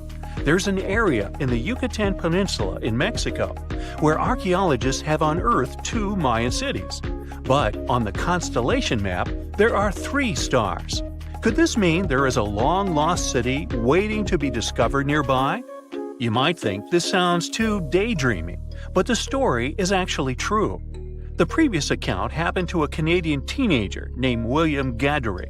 The boy is known as a science genius and had even won an award for the constellation theory we presented just now. When he noticed that a 3rd city was missing from the 23rd constellation he was examining, he began to scour the internet for satellite pictures that could help him solve this mystery. He looked into images from NASA, JAXA, a Japan-based satellite company, and Google Earth.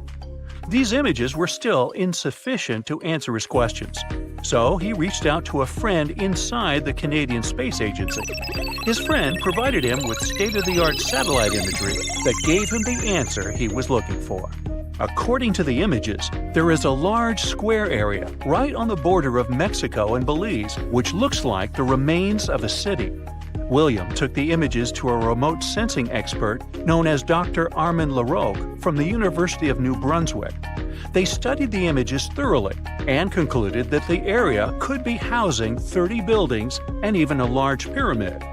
The scientific and archaeological community went crazy with the 15-year-old's discovery. Could this really be true? Some background. Lost Mayan cities began to be unearthed in the mid-20th century. Since then, ruins from cities such as Tikal, Palenque, and Uxmal have been rediscovered. The Mayans were one of the biggest pre-Columbian civilizations living in the Americas. They began to settle in the area as early as 1500 BCE. Experts believe that, at its height, the Mayan civilization consisted of over 40 cities with a population of millions of people. That's a crowd. And their cities were pretty interesting. Their civilization spanned over Mexico's Yucatan Peninsula, Guatemala, and Belize. They survived mainly on agriculture, so they developed a complex irrigation system in most of their cities. They built a series of ceremonial buildings, pyramids, plazas, and even courts for ball games. The Mayans were keen pyramid builders, but they also developed an advanced astronomical system. With whatever ancient technology they had, they were able to predict the exact location of planets, such as Venus and Mars, and they were able to predict the exact dates of eclipses. That's why the methodology William used to discover this long-lost Mayan city was unusual, but not completely surreal. The Mayans were keen astronomers, so it wouldn't be too strange that they built their major architectural feats in relation to the sky, would it? And they wouldn't be the first ones to be doing so. There is a famous fringe of Egyptology dedicated to studying how the Giza pyramids were built in perfect alignment with the Orion constellation, meaning that each pyramid was purposely built to align with one of the major stars of Orion's belt. According to William, he first had the idea to look at the Mayan constellations because he couldn't understand why the Mayans built their cities where they built them. Most major cities, such as Chichen Itza and Uxmal, aren't near any rivers or significant bodies of water. Instead, they're built on marginal lands and on top of mountains, which confused the 15-year-old. His next thought was that it might have something to do with astronomy. William named the new city he discovered Mouth of Fire, which is also my nickname, and he even won a merit award for his hard work. However, his theory was very much contested inside the archaeological community, and many Mayan experts worked to debunk William's findings. Some archaeologists say that constellation theories are too unscientific. Anthony Aveni, a renowned anthropologist and astronomer, referred to William's methodology as an act of creative imagination. He explained that there is no way to be sure what the Mayan constellations really were. It's all just hypothetical. Another debunking of William's findings came from Mayanist David Stewart, who said that the object identified on the satellite imagery is nothing but an old cornfield. His claim was supported by an expedition that took place near the area in 2021, when the archaeologists present reported there was nothing at all in this area. Still, a 15-year-old boy almost found a long-lost Mayan city, which is pretty exciting if you ask me. Similar techniques as those used by William are actually being used to unearth lost civilizations all over the world. According to space archaeologist Sarah Parquet, satellite imagery has been a key player in discovering ancient cities in Egypt and other places. Sarah herself spends most of her days scouring images for any sign of where there could have been cities long ago. What happens, she says, is that any time you have something buried, it's going to be covered either by vegetation, soil or sand, or some other modern construction on top of it. In order to assess whether there is something hidden under large canopies of vegetation or not, she uses infrared technology, for instance. A major recent discovery in Brazil was done in a similar way. Satellite imagery detected a network of trenches dating back to 200 to 1200 CE. These suggest settlements that could have supported around 60,000 people. But in this case, the satellite imagery did indeed correspond to what was on the ground. Researchers from the University of Florida found several mounds that were accompanied by ditches and geoglyphs. Archaeologists also found remnants of carefully designed walls, centered around plazas, much like the type of construction done by the ancient Mayans. Advances in satellite tech have also shed new light on long-discovered ancient Mayan cities, such as Tikal. Located in the heart of the Guatemalan jungle, Tikal is believed to have been the capital of the ancient Mayan Empire. At its height, it was comparable in importance to cities such as London or New York in today's world. It was composed of a series of complex monuments, many of them believed to have been the resting places of kings and chiefs. Tikal is already known to have been big, but recent discoveries show it could have been even 3 times larger than what scientists originally believed. The main discovery revolves around a fortification on the outskirts of the city, indicating how far the original city stretched. And new discoveries still take place. In 2017, researchers also unearthed new clues regarding the potential causes of the decline of the Mayan civilization.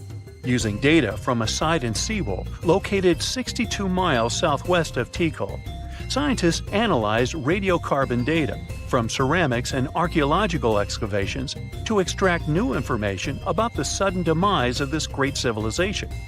The information shows that, instead of a sudden collapse, the Mayans most likely collapsed in waves of social instability and political crises. These events are believed to have deteriorated Mayan city centers and began causing the dispersion of the Mayan population. Well, it seems like it's a prime time to uncover ancient ruins. What do you say? Will you give it a try as well? You know, scientists make discoveries that change the world, but even they can face mysteries. Here are 10 things that have baffled scientists. Imagine that you constantly hear a low-frequency hum, and no one can trace its source. Roughly 4% of the world's population hears the hum. It's a geography-free sound. I mean, people all around the world hear it, so the name varies from Tao's hum to Auckland hum, depending on the region where it gets generated. The sound is just on the threshold of human hearing. People hear it less when they're outside, and it gets louder indoors, especially at night. What's even scarier is that you cannot unhear it once you've heard it. Some folks say it started in London around the time of Charles Dickens, who wrote A Christmas Carol, and the low-frequency sound actually comes from the humbug. Or not. Actually, the earliest cases were recorded in Bristol, UK, dating back to the mid-1970s. Scientists have various theories about where the hum comes from and why only some people can hear it, yet they don't have a clear answer. It could occur when ocean waves move along the ocean floor. They shake the Earth when they collide with continental shelves. Or this might be happening because of volcanic eruptions and earthquakes.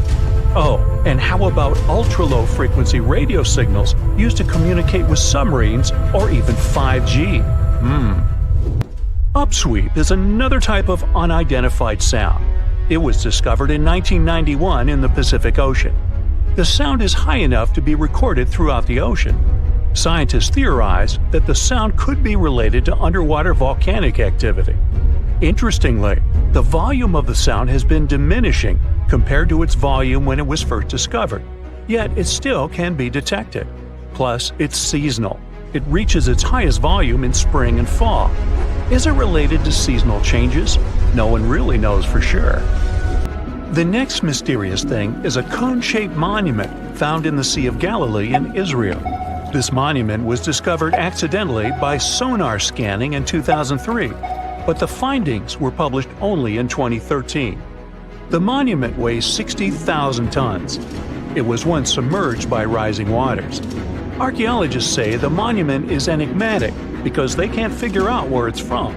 They don't know what it's connected to or its function, so this big and unusual thing remains a mystery. Now let's move to Göbekli Tepe, Turkey. This place offers you one of the most archaeologically significant sites in the world. Why is it important? Well, it has massive carved stones about 11,000 years old. To put it in perspective, they're 6,000 years older than Stonehenge. Ancient people placed these stones before they began farming or crafting metal tools or pottery. So the existence of this place goes against the chronology of civilization we're familiar with, where people farmed first and built second. Apparently, it wasn't like that. In any case, a good question is, what was the purpose of this site? Was it built to worship some spirits? Yep, archaeologists believe it might be the world's oldest temple. Okay, say this with me. Paleodictyon notusum. Yeah, I know it sounds like a chemical formula.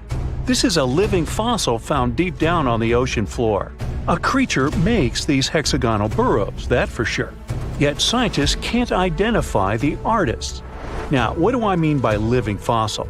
Well, Paleodictyon notusum is a creature believed to produce a burrow nearly identical to Paleodictyon fossils. Is it a worm-like animal that made them? Scientists don't know. One thing is clear, this isn't some random stuff created by geological forces. Now, speaking of fossils, take a look at this giant one. Its informal name is Godzillius. It was discovered in 2011 by an amateur paleontologist. This is a scientist who studies the history of life on Earth by analyzing fossil records. Anyway, back to Godzillius. It's almost 7 feet in length and 9 feet tall if you were to measure it upright. This fossil is 450 million years old, coming from the time when Cincinnati was underwater. It might be a fossilized algae mat, but some scientists have different opinions. This is a massive tunnel found in South America. The tunnel is at least 8,000 to 10,000 years old. At first, researchers discovered a couple of colossal burrows. They were enormous and neatly constructed. Geologists were amazed, saying they had never seen such structures before. There's no known geologic process to explain their formation. I mean, researchers have known about the burrows since the 1930s, but back then they believed that these tunnels were just some sort of archaeological construction, until they discovered huge claw marks on the walls and ceiling. They reasoned that some extinct species could be the ones to have left these marks. Many geologists strongly believe they've found the burrows of giant ground sloths and armadillos. The structure is the largest known burrow from the Paleolithic age in the Amazon. Yet experts have many questions. How come such a deliberate-looking structure could form naturally? A researcher then discovered another strange cave. This one was hundreds of miles away from the massive tunnel. Fast forward, there are now more than 1,500 burrows from the Paleolithic age found in Brazil. What's even more interesting is that some of these caves are connected to tunnels that sometimes lead to chambers.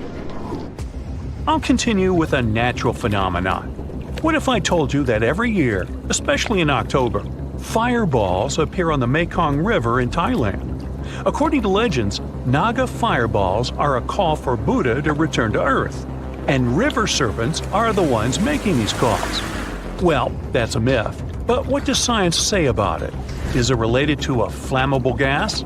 There are no clear answers yet. These fireballs appear to rise from the water. They can go as high as almost 990 feet. They're like fireworks, disappearing rapidly. They typically glow with a reddish or orange color. I'll mention some legends too, because why not? They're thrilling. And it would be a shame not to include the one about the lost city of Atlantis. As you may know, the legend says that Atlantis submerged into the ocean around 11,000 years ago. Since then, not just scientists, but also treasure hunters and philosophers have been searching for the lost world. Could Bimini Road be a trace? In 1968, a diver found strange stones off the coast of North Bimini Island in the Bahamas. The stones look human-made. It's like they were evenly spaced out and laid in an orderly row. It baffled scientists, but not for long. Carbon dating analysis of the blocks revealed that geological forces created the road naturally. There weren't any tool marks or signs indicating that the blocks had been stacked or something. The research is continuing, but yeah, scientists generally believe that the rocks were created by erosion. Well, I guess the time of Atlantis hasn't come yet. Okay, picture this. You're wandering on the beach, and you see dozens of octopuses walking past. In 2017, a group of people from Wales witnessed exactly this. Why did these creatures come out of the ocean? No one knows the answer. The group reported that they had seen 20 to 30 octopi crawling on the sand. The people looked for some signs of injury, but found nothing. They said that they had carried the animals back to the ocean. Interestingly, these creatures kept crawling onto the shore when people were asleep. Experts say that it's hard to be sure of the reason that pushed the animals to the beach without conducting a physical examination. They're still speculating about the reason behind this unusual and rare occurrence. Could it be overcrowding? Furthermore, the octopi were well armed. A separate study points out that the more fishers hunt large animals that feed on octopuses, the more the octopus population grows. Maybe that's why these creatures have to go farther to find food or shelter. But without proper research, these are only theories. There's a lot we don't know about space, too. So here's a bonus fact about the yellowish source of life in the solar system. Scientists have discovered a new type of wave inside the sun. These waves move in the opposite direction to the sun's rotation. Plus, they move super fast, so fast that it's beyond our understanding. Researchers have different theories about the function of the waves. If they figure out their role, this could give them additional insight into the processes happening inside the sun. And yes, the octopi were well armed.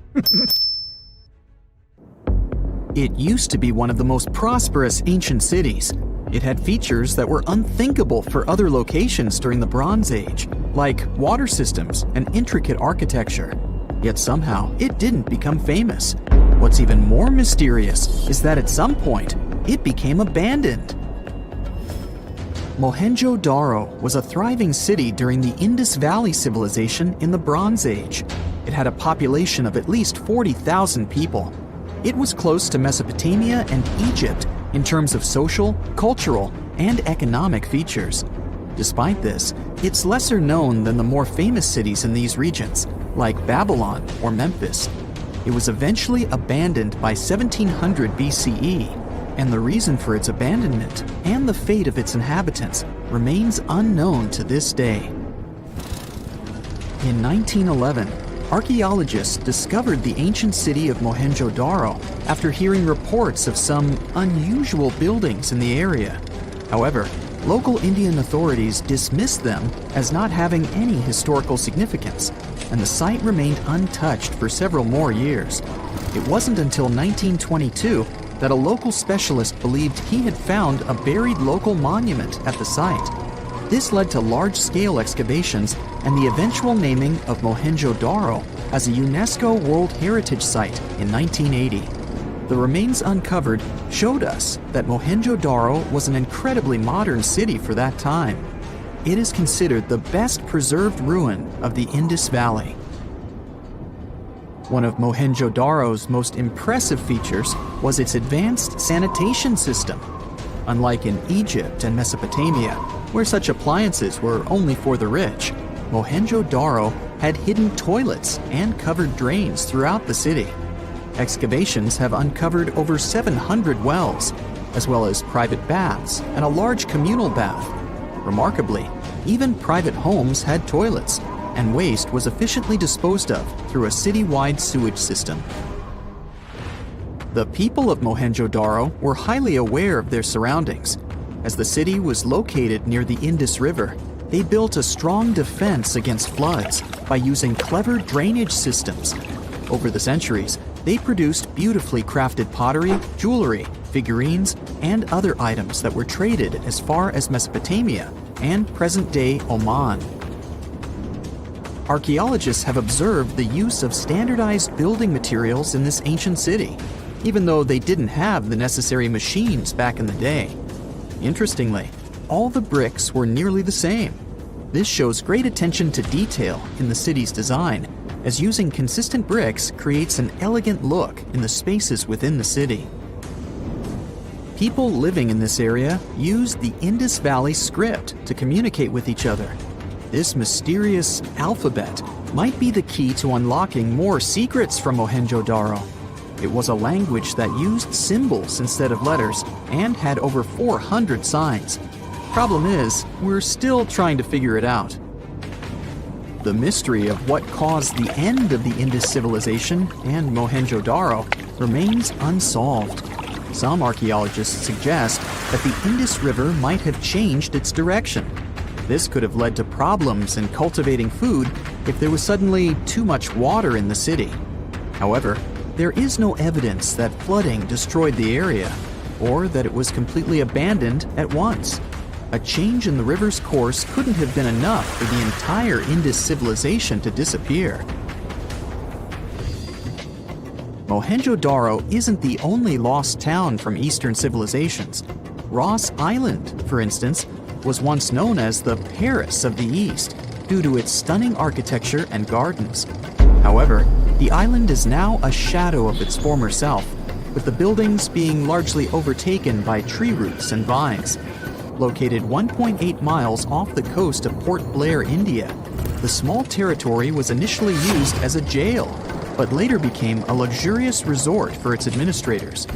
After the complex was closed in 1937, an earthquake further damaged the island and it became uninhabitable. Today, the island is managed by the Indian government and attracts tourists interested in exploring abandoned towns.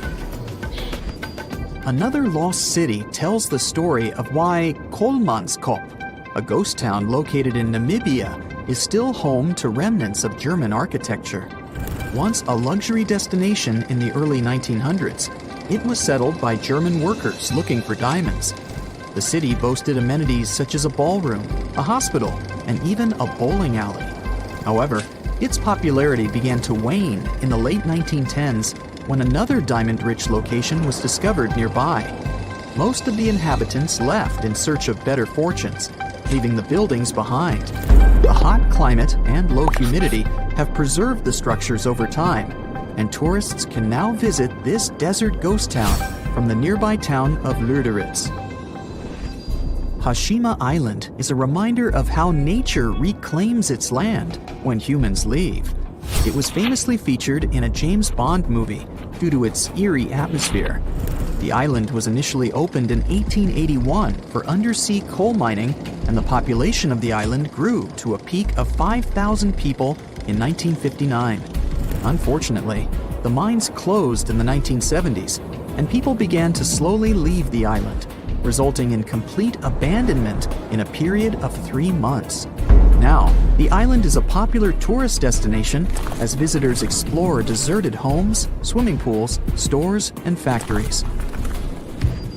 The discovery of gold in a creek near Bannack, Montana in 1862 caused the population of the town to grow from a few hundred to thousands in a few short years.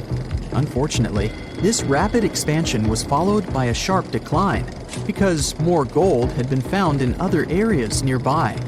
As a result, Bannack was eventually made the first territorial capital of Montana, but only held the title for less than a year before being replaced by Virginia City. The state of Montana later acquired most of the land in 1954 and made it Bannack State Park.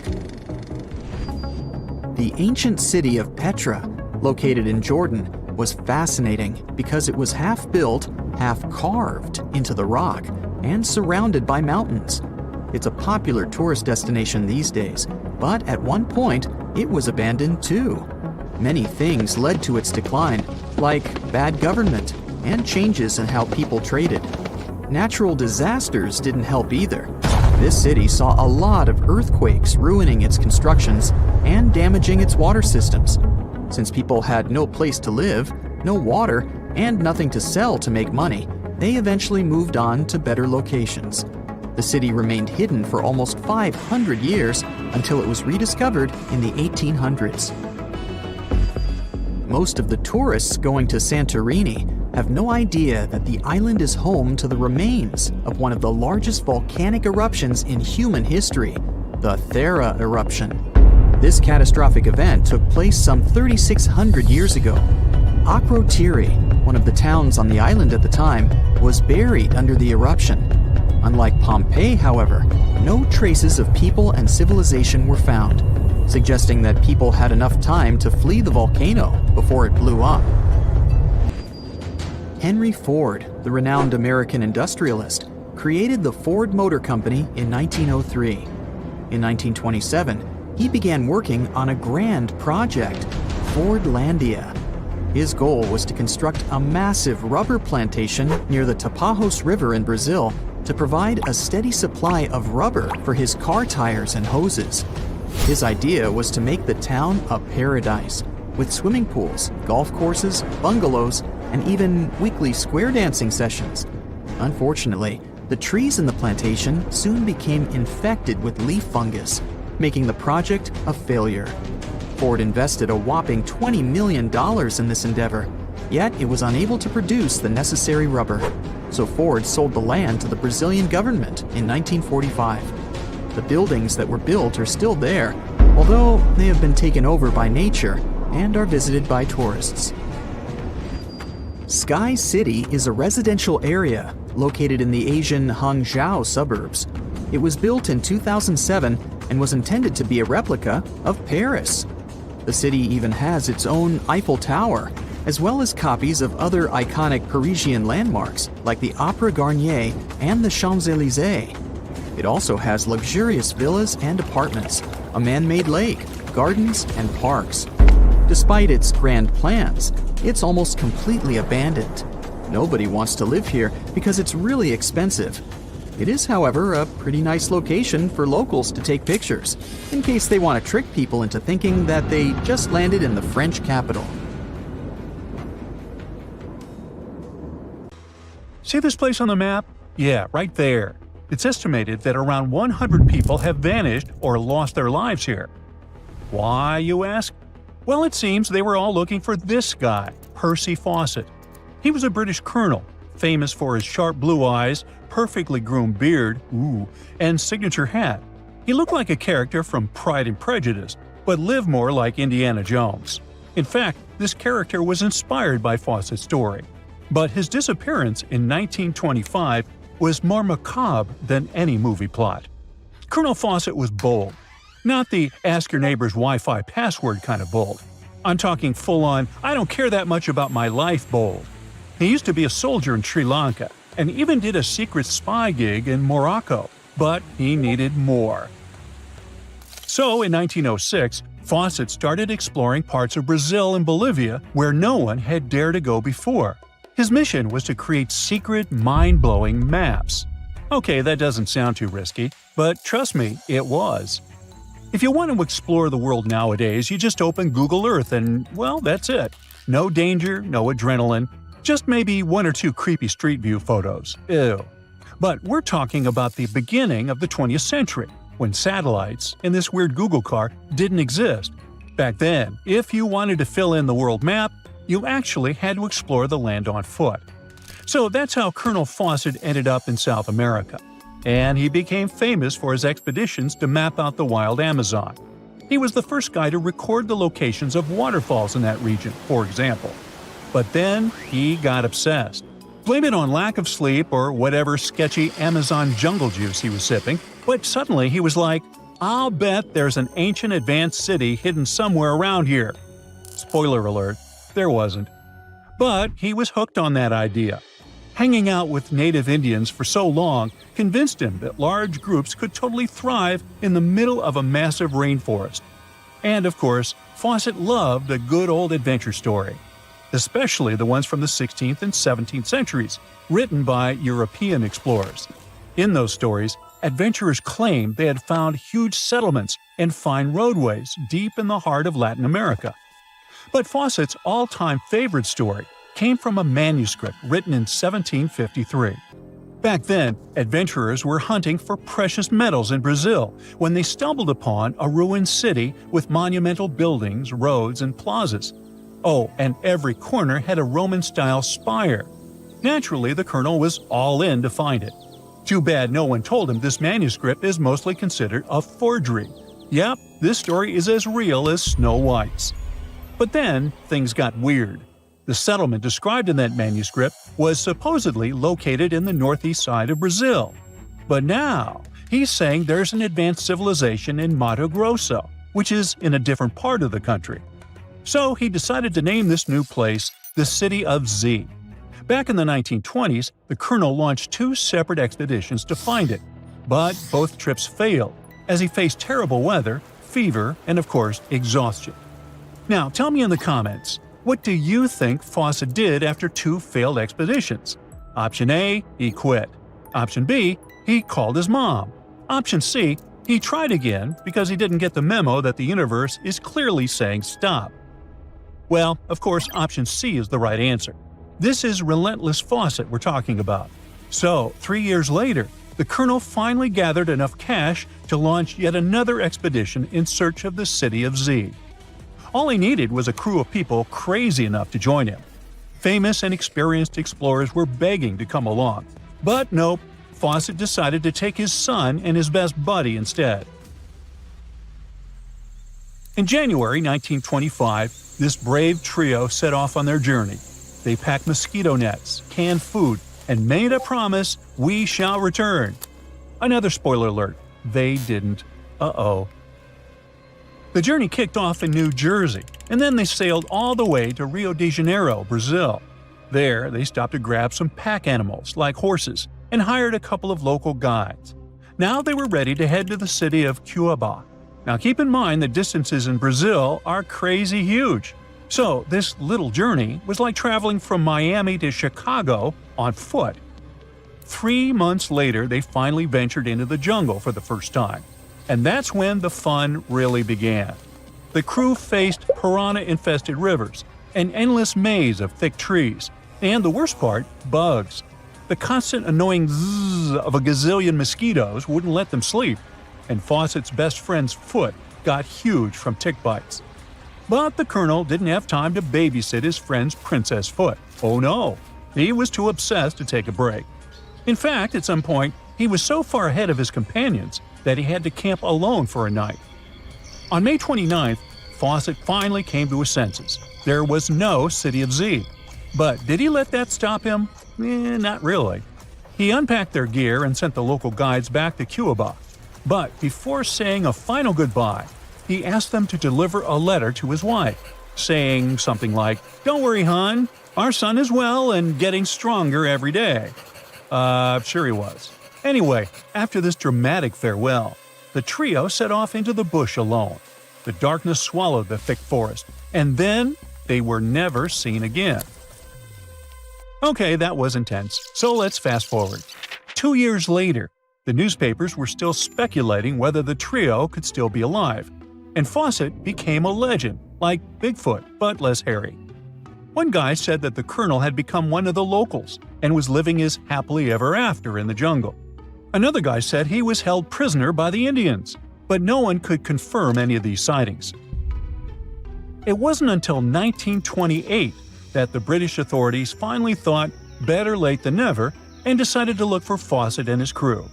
By that time, they were sure their expedition had perished, but they still needed proof. And after days and days of surviving the jungle's worst nightmares, they found, well, nothing. But in a weird way, this mystery inspired more explorers to look for them. It's estimated that about 100 people have passed away in this process, and a few have followed in the explorers' footsteps by disappearing without a trace. So, what really happened to the expedition? Researchers have pointed their fingers at everything under the sun. Parasitic infections, starvation, drowning, jaguar attacks, you name it. Some even say Fawcett dove headfirst into mysticism and started an occult community in the jungle. The Brazilian anthropologist Orlando Vilas-Boas was probably the one who got the closest to solving this case. Back in the 1950s, he was working with the Kalapalo Indians when they suddenly admitted to, getting rid of Fawcett. They even had bones to prove it. But it turns out a forensic analysis showed that the remains didn't belong to the colonel. So we're back to square one, and nobody knows, to this day, whatever the heck happened to them. Fawcett's quest, as we know it today, is based on some pretty questionable sources. But there is a possibility that he wasn't living in Delulu land after all. Recent discoveries suggest that his idea of a sophisticated jungle city wasn't just pure fantasy. In 2024, a massive ancient city was found in the Amazon, hidden beneath dense vegetation. Evidence suggests it was built around 2,500 years ago, and it was surprisingly advanced, featuring houses and plazas, all connected by an incredible network of roads and canals. But this city was in a forest in Ecuador, not Brazil. So, who knows? Maybe the legendary city of Z is still out there. Ooh. You know, a lot happened in the first millennium CE. Sure, we're talking about 1,000 years worth of human history. If you'll remember from school, you'll know it was the time of the rise and fall of the Roman Empire. It was when humans saw the transition to the intense times of the Middle Ages. And some say it was the apex period of the Mayan civilization, all the way in Mesoamerica. But thanks to top-notch technological advancements, we can look at history a lot differently today. You see, archaeologists have found actual proof that the Mayan civilization may have started way before we think it did, and that since the beginning, their civilization was far from simple. To find out more about this, you'll have to tread deep into the Guatemalan rainforests. Are you down for the ride? Rainforests are dense and difficult to access. If you were an archaeologist, I'm betting you'd find them quite threatening as well. That's actually one of the reasons why we've been kept in the dark for so long when it comes to the truth about the Mayans. But take a look at this. You'd expect to see ruins like this in places like Portugal, England, or the United States. I'm talking about 130-foot wide roads, painted white to help travelers journey through the nighttime. For scale, these roads were about half the size of an American football field. Huge, huh? Scientists recently unearthed a 110-mile network of roads such as these, and they think this dates back to before the first registered Mayan ruins we've known so far. These roadways, which sometimes ran over swampy ground and were even elevated at times, are being called the world's first superhighways. Even if there is no registry of animal-powered vehicles, it's believed that the Maya used them to travel around a network of possibly 964 settlements. They were built like a huge spider web, and from what archaeologists have gathered, they worked as an implied system of economic and social interactions. This completely debunks the traditional idea that the Mayan pre-classic period, which dates back to 1000 to 350 BCE, was made of small tribal settlements. Imagine the manpower and engineering ability you need to muster to build something close to these white highways. Scientists believe that these causeways were built pretty much the same way as the Mayans built their pyramids. Oh, and if you're wondering about these gigantic pieces of architecture, don't worry, we'll talk about them in a bit. Now, so far, scientists believe that the roads were built with a mixture of mud and quarry stone. Oh, and using several layers of limestone, of course. Researchers were only able to find all of this out because of a new technology called LiDAR imaging. Do you know how we've used sonar technology to map out the ocean bed? Well, this is very similar to that. But instead of using sounds, we use laser systems. This mapping system allows researchers to see through and beyond the thick canopies of forests. It's like we have X-ray vision. This is definitely a game changer. But lost Mayan cities began to be unearthed in the mid-20th century, and since then, ruins from cities such as Tikal, Palenque, and Uxmal have been rediscovered. But let's take a few steps back for a moment to get some context. The Mayans were one of the biggest pre-Columbian civilizations living in the Americas. Until now, experts believe that, at its apex, the Mayan civilization consisted of over 40 cities with a population of millions of people. That's a lot of folks. Their civilization spanned Mexico's Yucatan Peninsula, Guatemala, and Belize, and they survived mainly on agriculture. The thing is, the Yucatan Peninsula was an extremely difficult place to grow crops. So the Maya had to develop a complex irrigation system in most of their cities. They built a series of ceremonial buildings, pyramids, plazas, and even courts for playing ball. The Mayans might have been keen pyramid builders, but they also developed an advanced astronomical system. With whatever ancient technology they had, they were able to predict the exact location of planets, such as Venus and Mars, as well as the exact dates of eclipses. Now, let's take a look at some of their sites. This is Tikal. Located at the heart of the Guatemalan jungle, Tikal is believed to have been the capital of the ancient Mayan Empire. At its height, it was comparable in importance to such cities as London or New York in today's world. It is composed of a series of complex monuments. In total, the site has 12,000 buildings. The North Acropolis is Tikal's most ancient complex of monuments. Built solely by human hands around 350 BCE, it served as the resting place of kings and chiefs. Its monuments are up to 200 feet high. Back in the day, the step pyramid temples were painted a beautiful red. Mayans love that color. Today, of course, you'll only see the limestone.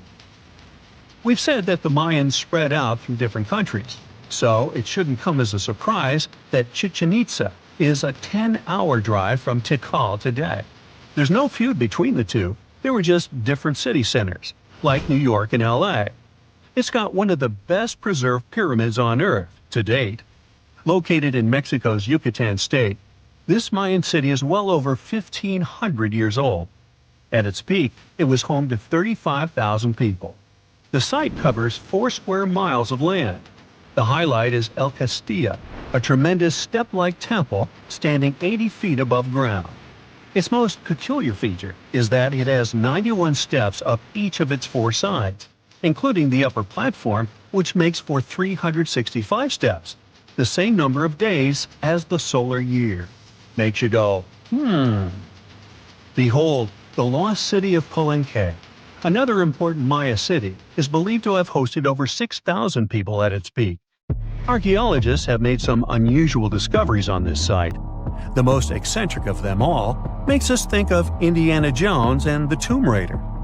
One of the buildings in Palenque is believed to be the final resting place of the Red Queen of Palenque.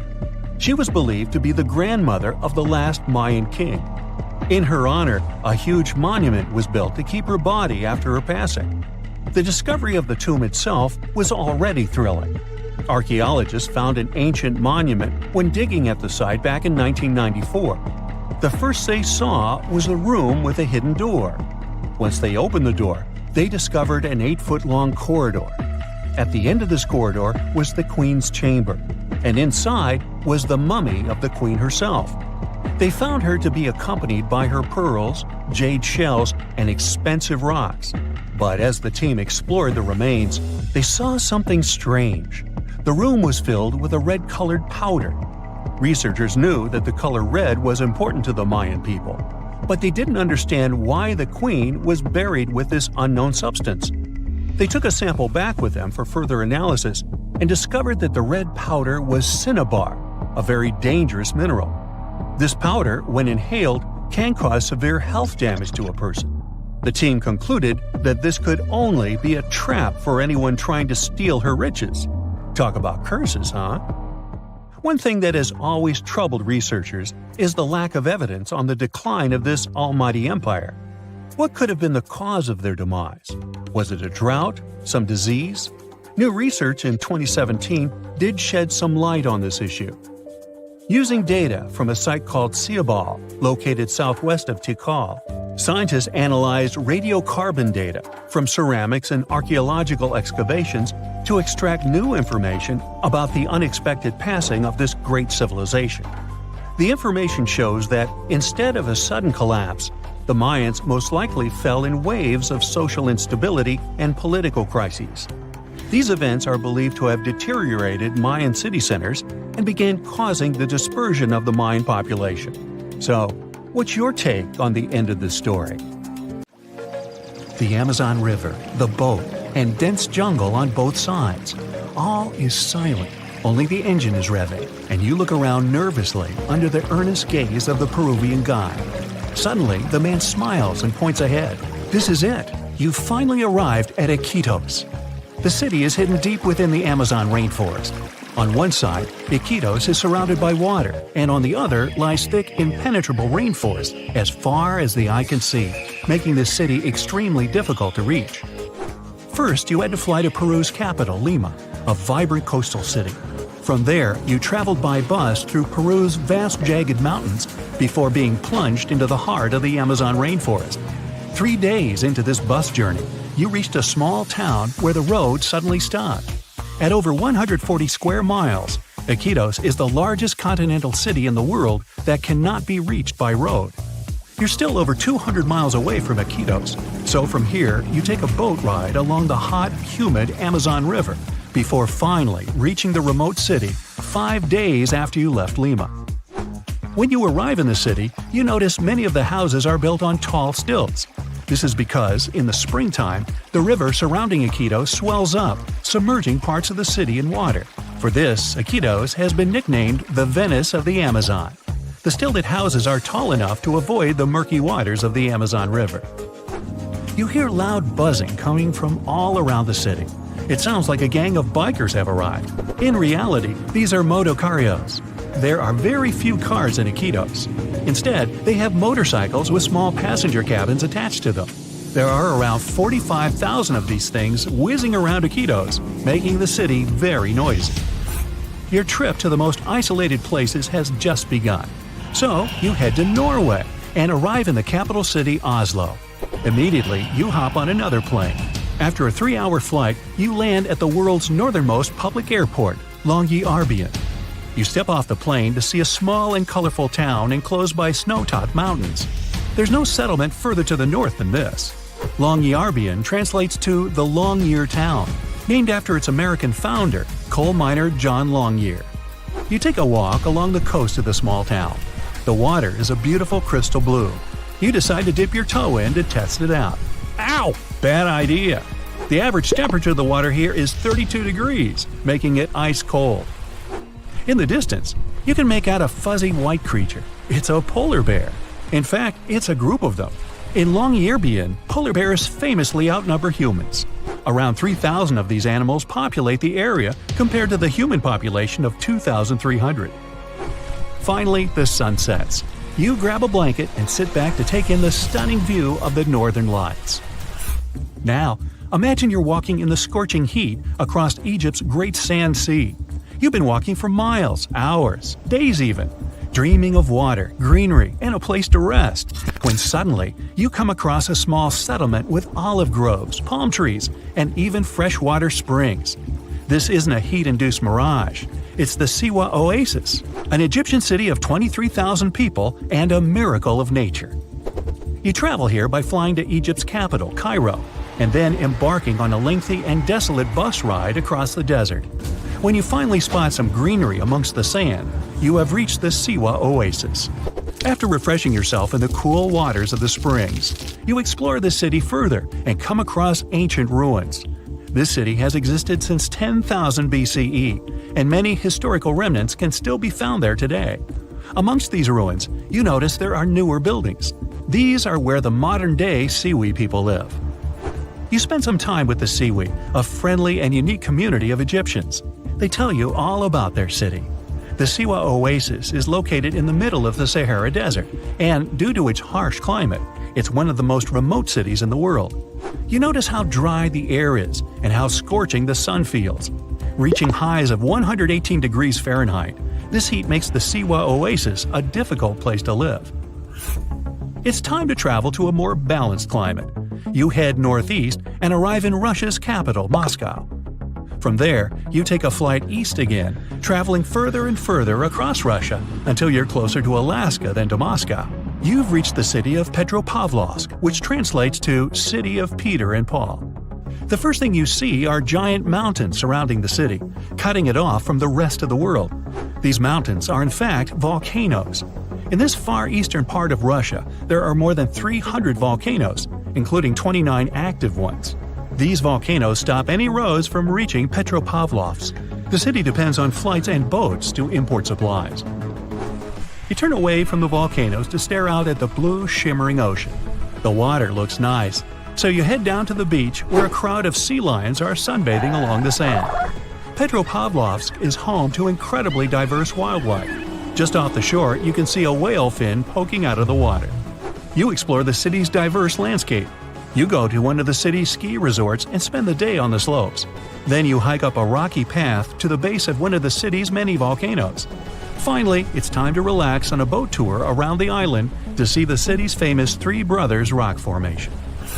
Feeling inspired, you travel to another volcanic land, Chile's Easter Island. The island doesn't have a harbor and only one airline flies to the remote land, so you travel an entire day to Santiago, Chile.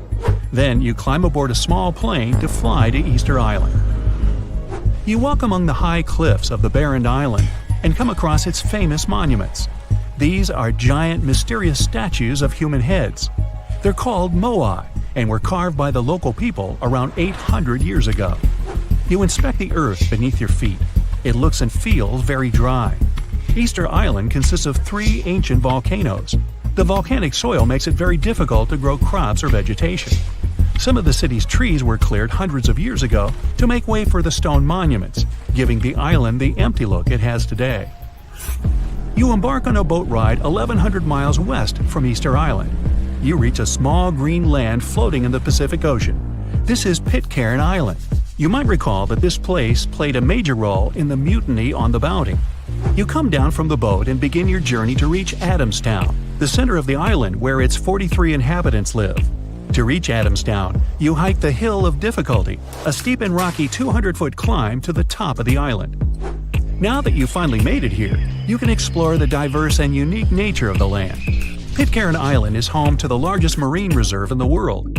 You take a snorkeling trip and swim alongside all kinds of exotic fish. You explore vibrant coral reefs and even catch sight of a rare humpback whale. Dreaming of the great days of the old Wild West, you decide to travel to Supai, Arizona. To get to this Native American settlement and fragment of the past, you drive along America's famous Route 66. You stop, seemingly in the middle of nowhere with only desert land as far as the eye can see. Then you follow an 8-mile walking trail to reach Supai. You hike down into the Grand Canyon, almost 3,000 feet deep. You come across a stunning waterfall spilling over the cliffs of the canyon. This is Havasu Falls, a popular tourist spot, famous for its vivid blue-green water. After a further mile's hike, you finally reach Supai. Over 200 members of the Havasupai Indian tribe reside in the small town. It's often referred to as the most remote town in the United States. To your left, you see several mules making their way across town with packages on their backs. Because no roads lead to this small settlement, mail is delivered by a mule train. Without it, it would take the average mail carrier a 16-hour hike to complete this route. You walk around the area and come across many more towering blue waterfalls. The untouched nature and great views of the Grand Canyon make the long hike worthwhile. After a beautiful sunset, nighttime falls, and there are no lights for miles. The land is lit up by the countless stars shining overhead. Researchers have found almost 1,000 previously hidden Maya settlements in the tropical lowlands of what is now northern Guatemala. They did it with LiDAR, light detection and ranging lasers, which they used to scan areas from the air. The region we're talking about is pretty vast. All those structures and buildings they saw over there stretch across about 650 square miles. And these spots were supposedly occupied thousands of years ago. It seems all these structures were pretty densely packed, so people lived close to each other. They had at least 417 ancient villages, towns, and cities where they could identify boundaries. These structures and buildings were actually a part of a state that looked like a kingdom. Some of these settlements were built as sports courts, civic, ceremonial, and religious centers, and residential homes. There were also massive palaces, platforms, dams, pyramids, and causeways across that area. People who lived there also had reservoirs where they collected water. So, they needed the power to organize thousands of specialists and workers. And they also needed many skilled people to build such structures without the technologies we have today. They needed lime producers, architects, mortar and quarry specialists, lithic technicians, those who took care of legal enforcement, and other important roles to establish the true community. This cool laser scanning system researchers used while exploring this area can even penetrate very dense ecosystems and vegetation. The light bounces off different surfaces and then creates a digitally reconstructed map. This map is based on how much time it takes for the pulses to get back to a receiver. So, with this laser system, they discovered there were also lowlands for agriculture. So why exactly did the Maya settle in this region? It was a specific area. Plus, it was hard to build such an amazing kingdom in a tropical rainforest climate. Back in the old times, ancient peoples had mostly inhabited areas in drier climates. Over there, they would build water resources, which were some sort of the basis of society and a source of life. An example of this is Teotihuacan of Highland Mexico, although they did have a couple of navigable rivers they could use for transport and trade. But these rainforest areas had their advantages too. The Maya used natural resources like limestone, which was their primary building material, salt, and the volcanic rock obsidian, which they used for different tools. Also, they managed to find enough dry land to live and build homes there. The lowlands were seasonal swamps called bajos, and they were perfect for agriculture because of the fertile soil.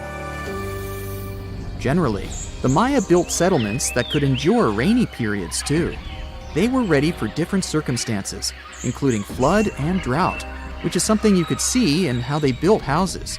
Their architecture was also one piece of evidence that showed their community was like a centralized kingdom-like state, which shows they stuck together through tough times. The Mayan Empire was very powerful, and it reached its peak about the 6th century CE. They were excellent at pottery, agriculture, writing, mathematics, and calendars. They were the ones who created complex calendar systems, such as the calendar round, which is based on 365 days. Although some believed the Mayan calendar predicted December 21st, 2012 would be the end of the world, it was just a coincidence with the end of a certain full cycle. They would call it the long count calendar, and it lasts 5,125 years. The Mayan people left behind an impressive amount of astonishing architecture and symbolic artwork. Most of their stone cities ended up abandoned by 900 CE. No one still knows why the Mayan civilization in that area collapsed, although there are some theories. Some think that by the 9th century, these people had exhausted the resources around them to the point that they could no longer feed and sustain such a big population. Others believe some city-states didn't get along that well, so they broke down the traditional system of power they used to have. Some say it was all because of a very long period of drought. It could be a combination of all these factors, though. But one Mayan city, located on an island, even survived until the 17th century. It was long after the rest of the Mayan civilizations had been destroyed or abandoned. If you're a traveler, you might know the town by its modern name, Flores. Scientists believe about 2,000 people lived there. The earliest Maya people were farmers. They cultivated crops like beans, squash, corn, and cassava. As they had many interesting ingredients, they created hundreds of cool recipes. Many of those are still present even today. For example, in modern Mexican cooking. And especially popular are papayas, cacao, avocados, squash, pineapples, chili peppers, beans, and so on. Even though the Maya mostly practiced a kind of primitive type of slash-and-burn agriculture, there is also evidence of them using some more advanced farming methods, like terracing and irrigation. And they were big chocolate lovers. More than 3,500 years ago, the Olmecs of Mesoamerica probably turned out to be the first to realize that it takes some work for us to get such a cool thing as chocolate. But the Maya were the ones who turned it into a true form of art. Scientists found out about it when they found cacao in Mayan pottery. Their chocolate would be mixed with honey, water, cornmeal, and chili peppers. That's how you get a spicy, savory, hot chocolate beverage you can try even today in Mexico and Central America.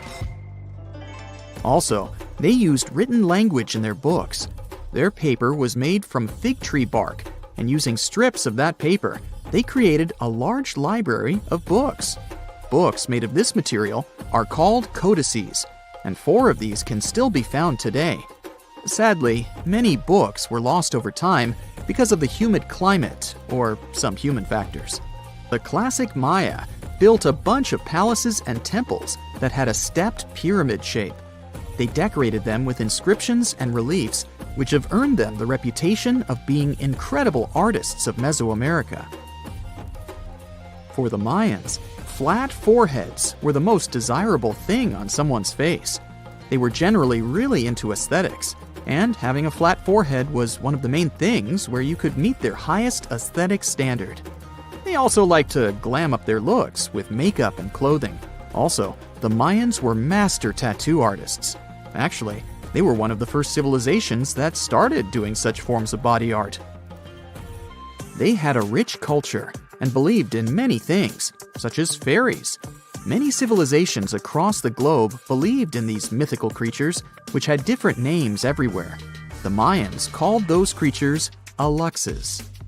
They would make sculptures of aluxes from wood or clay, take them to the forest, and hide in some secret spots. The Maya believed these sculptures would come to life during the night and take the role of guardians of their land, animals, and crops. The Maya believed caves were entrances that led to the underworld. You can even visit some of these caves if you like. For example, you can explore the jungles of Quintana Roo and Yucatan near Cancun. There are many spots where researchers found artifacts the Mayans had left behind. They were one of the first cultures that learned how to use rubber latex and make, for example, rubber balls for the many interesting games they had. They used natural latex and then probably mixed it with some other natural substances. That's how they came up with the bouncy balls they played with. They also built cool steam baths. The Maya had structures made from stone that looked like something we know today as bathtubs. Plus, they were building heated stone structures we know as sweat houses. Researchers found these in El Salvador and Guatemala, and they were previously hidden under volcanic ash. Before we get into the reason why and how there are pyramids all around the world, let's talk about some of the examples. I'll start with the Pyramid of the Sun in Mexico. These folks really knew how to build a city. Their well-planned urban center spanned over 7 square miles and boasted several pyramids. But the Pyramid of the Sun is the most impressive. This giant pyramid was built way back in 100 CE and is one of the biggest structures of its kind in the whole Western Hemisphere. It's so big that it's 216 feet high above the ground. If you ever find yourself in this ancient city, you won't be able to miss the Pyramid of the Sun. It's right there on the east side of the Avenue of the Dead, the city's main north-south street. To build this incredible pyramid, around 1 million cubic yards of material were used, including a special kind of red volcanic rock called hued tezontle. Impressive, huh? We don't know too much about the people who built the Pyramid of the Sun or its purpose. But archaeologists believe there was once a temple on top of it. When explorers went below the pyramid in the 1970s, they found a bunch of cool tunnels and chambers. In 2011, they even found a secret stash of clay pots, obsidian pieces, animal bones, human figurines, and a mask. Who knows what other secrets the pyramid is hiding? If you decide to see this one, you must climb the pyramid using the 248 uneven steps on the west side. Watch your step. Sudan got some pyramids too. Nubian pyramids aren't as big as the ones in Egypt, but they still got around 200 of them. These ancient pyramids have been home to the tombs of the pharaohs of the Meroitic Kingdom for almost 1,000 years, who ruled Egypt from Nubia to the Mediterranean Sea. The pyramids at Meroe were constructed using granite and reddish sandstone. Oh, and did you know that Sudan has more ancient pyramids than Egypt? The Kushite pyramids depict the indigenous architecture and burial traditions of Nubia's Napata and Meroe kingdoms, which ancient Egypt influenced. Meroe, the burial site of over 40 queens and kings, is the most extensive Nubian pyramid site. The tomb walls depict mummified royals bedecked in jewelry, their wooden caskets containing bows, quivers of arrows. and other artifacts pointing to the Meroitic relationship and trade with Egyptian and Greek civilizations. So if you're looking for some ancient tombs to explore, you may consider skipping the crowds in Egypt and heading on down to Sudan. Let's fly to Iraq to see some more pyramids. Ziggurats have fancy receding layers and tiered temples. Instead of a smooth exterior, it has tiers like a cake. Perfect for all the important work and rituals that went on inside. You can find these towering structures scattered throughout Iraq and Iran, and they're a real testament to the power and skills of the people who built them. One of the biggest and most impressive ziggurats is the ziggurat at Ur. It's basically a giant rectangular pyramid that stands a whopping 70 to 100 feet tall, with 3 levels of terraces and a temple on top. Can you imagine how many baked bricks it took to build that thing? Try 720,000 for just the lower portion. This particular ziggurat was built for Sumerian king Ur-Nammu. Similar to other ones, this pyramid has been around for thousands of years, so it got a little rough around the edges. Thankfully, the Babylonian king Nebuchadnezzar II and some archaeologists came to the rescue in the 6th and 20th centuries respectively, and now you can find this near Talil Air Base. The ziggurat at Ur was built in 2100 BCE by King Ur-Nammu for the moon deity Nana. It was the tallest building in the city, and you could see it from miles around. It was like the medieval cathedral spire of its day. People would come here to bring their agricultural surplus and get their food allotments and seek spiritual nourishment.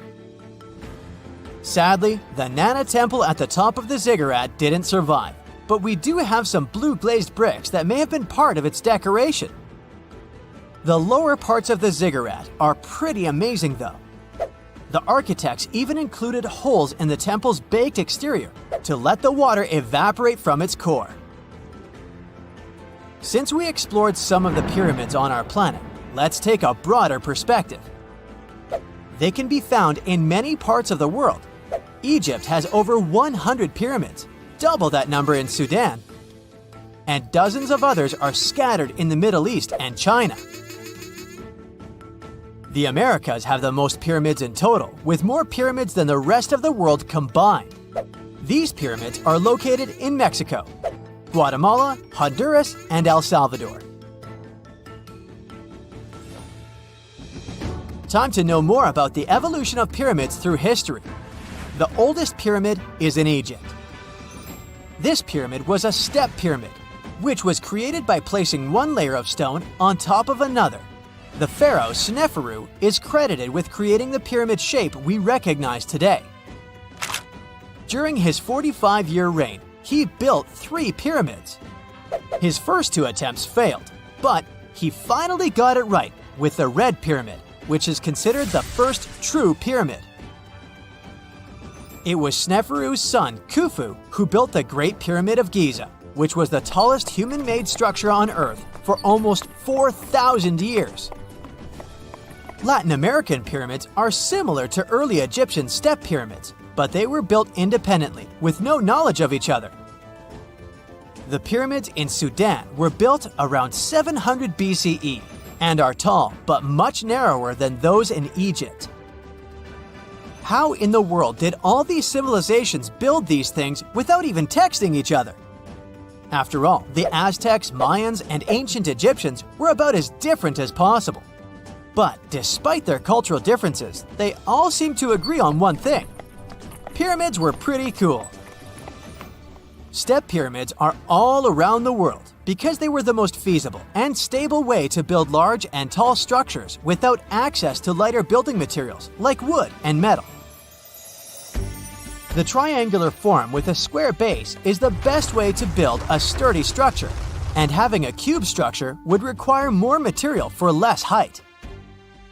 Now, when it comes to pyramid design, the Egyptian pyramids were like giant triangles with a square base, smooth sides, and a pointy top. On the other hand, the Aztecs and Mayans went for a tiered cake look, with steps leading up to a flat platform on top. So, while all these pyramids share the same basic shape, they have their own unique flair. Each group built its pyramids using different materials, techniques, and slope angles. So while they may have been inspired by each other's work occasionally, they were just doing their own thing. Egyptian pyramids had smooth, angled sides that were designed to help the pharaoh's soul ascend to heaven. The Pyramid of the Sun was built over a series of caves that served as a passageway for the deities. The Maya built the temple of Kukulkan in Chichen Itza to honor the deity Kukulkan, usually represented by a serpent. Nicknamed El Castillo, it has 91 steps on each side, plus a platform. That's 365 steps, one for each day of the Mayan calendar. Tell me, Brightsiders, how were pyramids built? To begin with, humans made them, not a foreign race from space that landed on Earth. You see, one thing that all pyramids have in common is that they were built without advanced tools or even the wheel. It took a lot of people to build them, including skilled laborers and architects. For example, it's estimated that 20,000 people built the Great Pyramid of Giza, and it's believed that most of them were skilled laborers. Building pyramids was a massive undertaking that required years of planning and effort. The Great Pyramid at Cholula, Mexico, took 600 years to complete. The story goes that two Mayan twin boys loved to play ball. Sure, they were really good at it, but they also made a lot of noise when playing. The lords of the underworld soon became bothered by the sound and summoned the two boys to the underworld, a place the Mayans called Xibalba. As soon as the boys reached their gloomy destination, the lords of the underworld began putting them through a series of tests. Soon enough, the inexperienced twin boys failed the tests and lost their lives. But this was not in vain. This sad event resulted in the appearance of a beautiful fruit tree. Soon enough, a young woman saw a beautiful fruit on this tree and reached up to pick it. Legend has it that soon after that, she gave birth to another set of twin boys named Hunahpu and Xibalba. Just like their ancestors, these twins were great ball players, but they were equally as loud, and the lords of the underworld became annoyed again. They decided to ask this pair of twins to come to play a game in the underworld, hoping to get rid of them too. When the twins arrived, the lord sent them through a number of frightening places.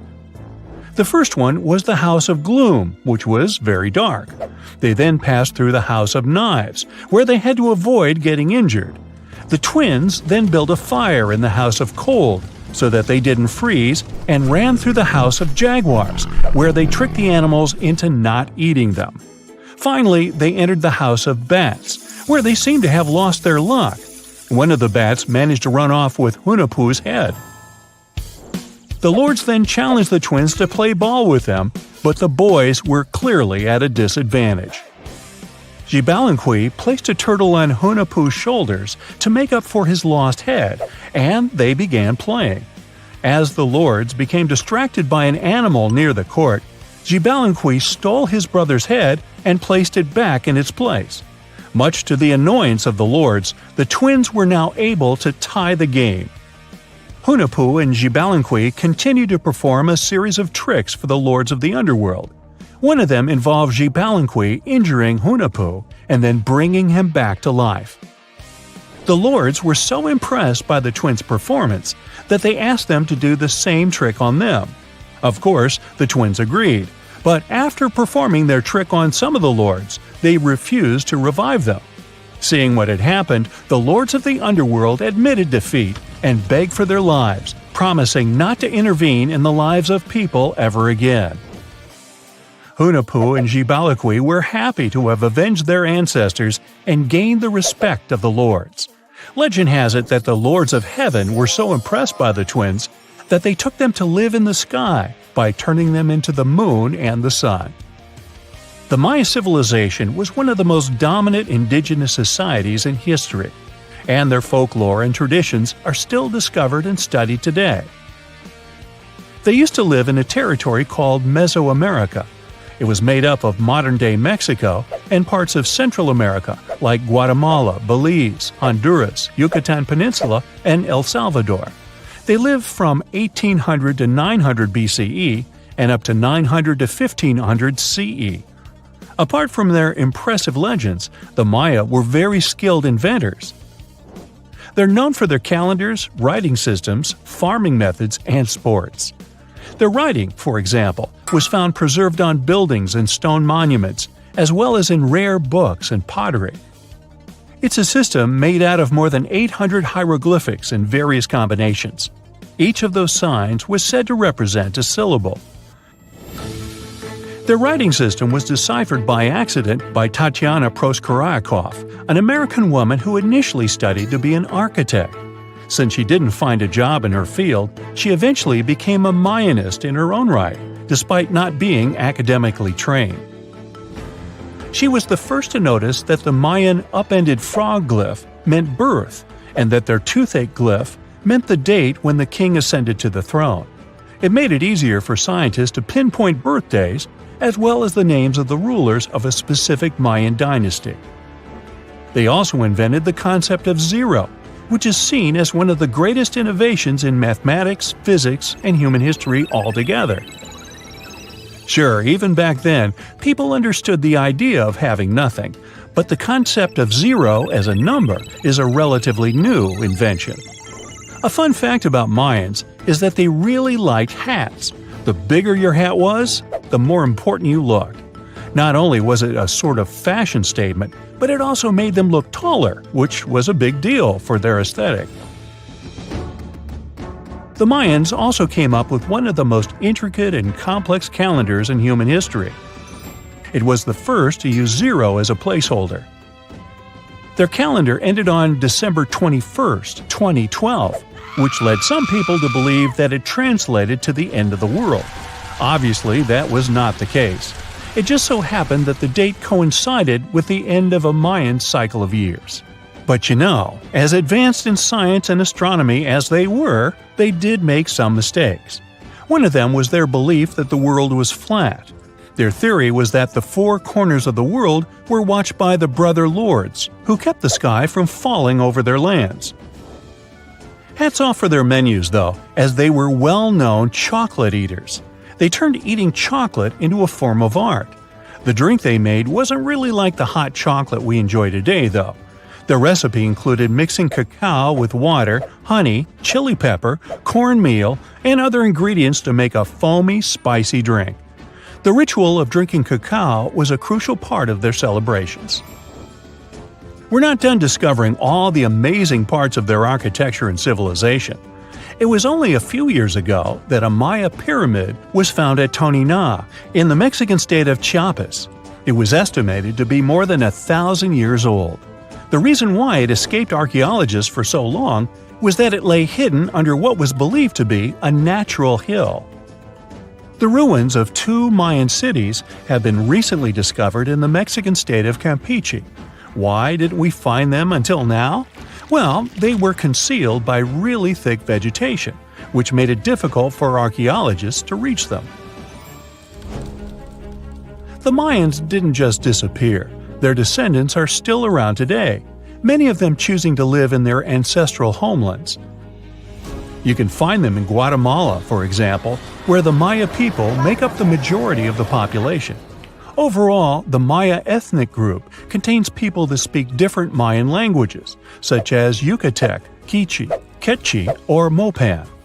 They had no idea what a spa day was, but the Mayans really enjoyed a nice sweat once in a while. Sweat lodges were discovered around ancient Mayan sites. They were built out of stone or adobe. These rooms were an essential part of their cleansing and healthcare rituals. One of the earliest sweat lodges was found in Quello in northern Belize and appeared to date back 3,000 years. One of the most important parts of the Mayan culture was a ball game which they named Pix. It had both political and spiritual significance. We can see ball courts at important parts of Mayan archaeological sites. The main goal of the game was to pass a rubber ball through a very high stone hoop without using your hands. Basically, it was a combination of soccer and basketball. However, it could have serious consequences. The loser could, at times, even lose his own life. Ooh, high stakes indeed. Because of this game and the need for bouncy balls, the Mayan people were some of the first cultures to use rubber. They made it using natural latex. There were different kinds of rubber depending on what natural substances the latex was mixed with. And that, my friend, is the way the ball bounces. Sorry, but you know me, I just couldn't resist. Archaeologists recently found something fascinating from a forgotten Maya kingdom, a tomb hidden in a collapsing pyramid. Inside, there was a king buried for 1,700 years, a jade mask that looks almost human, but not quite. And all this thanks to the looters who missed it by just 6 feet. They stumbled upon it in 2022 in the dense jungles near the border of Guatemala, Mexico, and Belize. In Mayan times, this little place used to be called Xochitlam. It's a lost city, half swallowed by jungle. This place meant pretty much nothing compared to other big Mayan cities, like Tikal or Teotihuacan, or so we thought. The team found a tomb of a Mayan ruler. The artifacts, the names of kings, all this revealed that Xochitlam wasn't just some tiny village. It was a pretty important place for that culture. And what they found inside that tomb may rival the treasures of any Maya metropolis. The tomb's ceiling had collapsed long ago, but the offerings were still inside and remained intact even after centuries. They recovered over 16 spondylus shells. These things were used by the ancient elite for power and rituals. That meant that whoever the tomb was related to, it was someone wealthy, of high status, who got themselves a ceremonial burial. Archaeologists also found carved femur bones. They were etched with hieroglyphs and names. Maya literally wrote their history in human remains. Researchers want to dive super deep and get a DNA analysis on the bones. Maybe that will help uncover familial ties, origins, or health problems these people might have faced. And most important of all, the mosaic jade mask. It was pieced together from luminous green tiles into an expression that feels almost human, almost alive. A lot of people were joking that it's just like Jim Carrey's mask in the famous movie. But it wasn't a magical artifact. That was the face of a forgotten Maya king, staring out at us after 1,700 years of silence. His name was etched into the femur bones, Itzam Kokaj Balam. Historians think this might be the ruler who reigned around 350 BCE. Unfortunately, this period is super underdocumented. We barely know anything about those times, but it looks like he was pretty important to the locals. One of the bones even showed a carved figure holding a deity's severed head. The deity's head looks exactly like the jade mask. Perhaps this was supposed to be the king himself, defeating some mythological villain. Other inscriptions mention the king's father and grandfather. That links Xochitlam to the mighty Maya capitals we mentioned, Tikal and Teotihuacan. Tikal was once the beating heart of the Maya world. It was a fascinating megapolis. A city rose from the Guatemalan lowlands with towering step pyramids that scraped the sky. That place was home to tens of thousands of people. It was also a hub of art, astronomy, and culture. The rulers were worshipped almost as living deities. Their deeds were carved into stelae that still stand amid the howler monkeys. Teotihuacan was located even further north. Now that was a mystery of another kind. It wasn't really Mayan, but rather Central Mexican. But still, that was a true metropolis, one of the largest cities in the world during its time. It was most famous for its Avenue of the Dead and colossal structures like the Pyramid of the Sun. It was a rich cultural center that had a worldwide influence. For centuries, both Tikal and Teotihuacan seemed to have completely different cultures. Tikal was a flourishing city-state where people loved reading, astronomy, and beautiful architecture. Teotihuacan was a titanic militaristic superpower. Two big centers of Mexico, separated by 600 miles of jungle and mountains. Compared to these imperial capitals, Xochitlam was a whisper. But it looked like this Itzam guy from the tomb wasn't just a ruler of a random village. He seemed to have political ties in ancient Mesoamerica. The craziest part is that we almost lost this piece of history, all because of the looters. At some point in the past, grave robbers had tunneled dangerously close. They stopped digging just 6.5 feet away from the tomb. That's just like in that meme with the diamonds. Sometimes you stop digging right before you hit it big. But in our case, thank heavens they didn't get there first. That's how close we came to losing a piece of history. In an almost poetic irony, it was the looters' tunnels themselves that led Estrada Belli's team to the site. Archaeologists have been looking around and using the so-called LiDAR technology. That's basically laser beams shot from high above, which help them map the spot.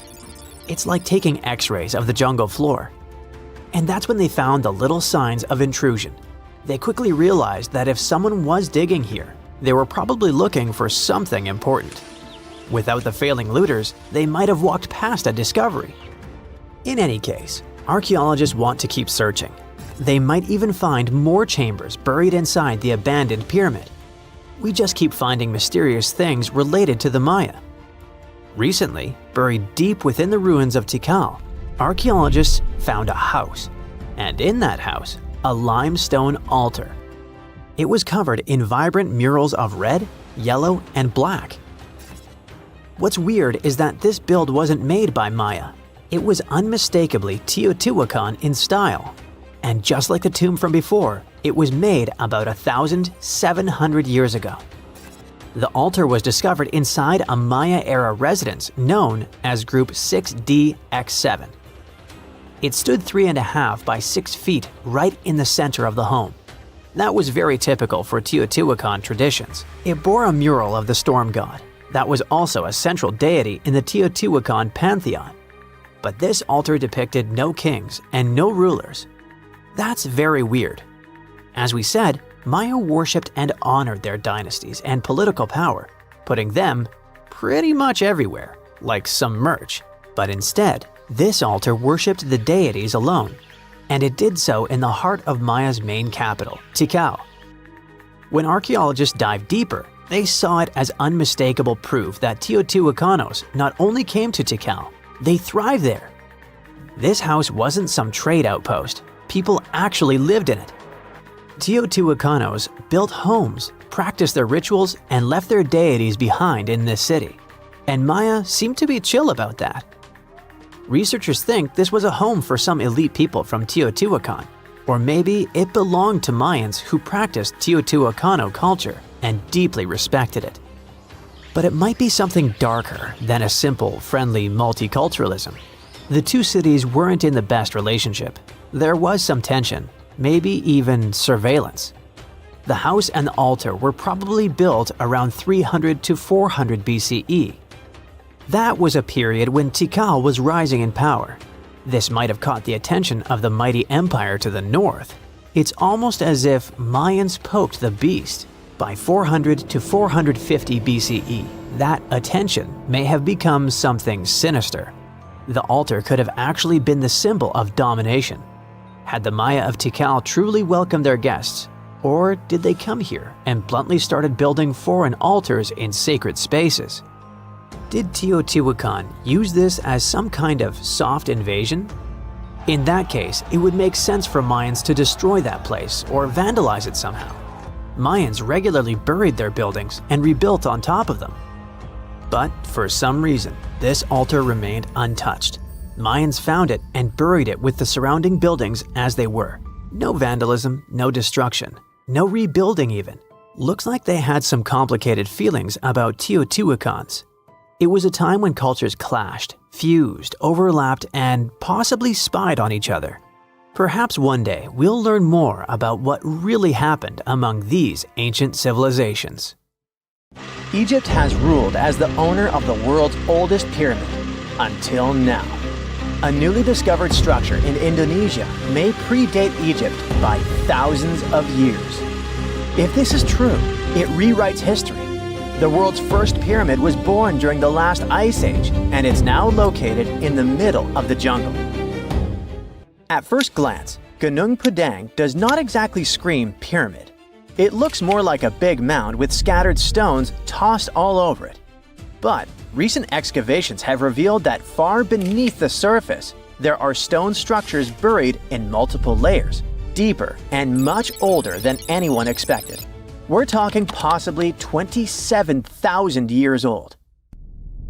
This is serious if we're talking about humankind's history. Today, the oldest known ancient society with this kind of building knowledge is probably 11,000 years old and used to occupy the region of modern-day Turkey. We've talked about Göbekli Tepe in some of our previous videos. Gunung Padang has got the scientific community divided and raising big, life-changing questions.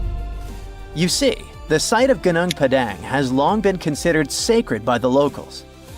Many even call it the Mountain of Enlightenment and still use the site to perform mystical ceremonies. Westerners had no clue this place existed until the late 1800s. That's when a Dutch explorer heard whispers about a strange mountain and went to see it for himself. Just 4 hours south of Jakarta, he found something wild.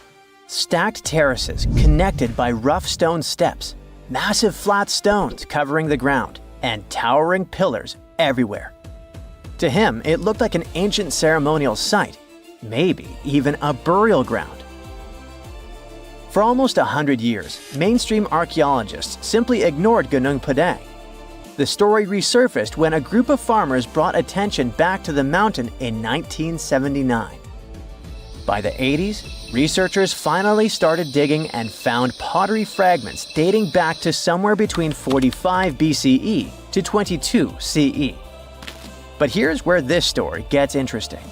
Some studies suggest the deepest layers of Gunung Padang are between 16 to 27,000 years old. That means this pyramid could have been built during the last ice age. And if that's true, it's older than Egypt's famous pyramids, the ones we thought were the world's first. This whole theory comes from geologist Danny Hillman. His team used ground-penetrating radar, core drilling, and carbon dating to study Gunung Padang, and what they found was pretty wild. According to Hillman, this place is like a giant ancient layer cake, built in stages over thousands of years. The youngest layer is around 3,000 to 4,000 years old. That's roughly the age of the pyramids in Egypt. When you dig a little deeper, you find Unit 2, which was built between 7,500 and 8,000 years ago. But here's where things get truly mind-blowing. Hillman claims the deepest layer, Unit 3, could be as old as 27,000 years old. His study suggests that Gunung Padang isn't just a hill. It's a stepped pyramid, complete with chambers and hollow spaces hidden underground. Although there's not much info about these chambers. The geologist does admit his theory sounds crazy, but he says it's all real and legitimate data. Hey, this is just one theory. Those who disagree with Hillman say Gunung Padang was not man-made. It was nature-made. Maybe not the upper parts, which Hillman calls Unit 1. The lowest units, which are the units that could change our collective history, are the problem. To understand what the fuss is about, we need to look at the soil. The area that Gunung Padang was built on is filled with volcanoes, which means it sits on top of volcanic soil. Hillman's team drilled into the mound and found something odd. Younger soil wedged between much older rock layers. To them, this was a clear sign that the stones were stacked, not naturally formed. After all, in nature, younger soil doesn't just sink beneath ancient rock. That would be like discovering fresh ink beneath the pages of an ancient manuscript. You know, something doesn't add up unless someone put it there on purpose.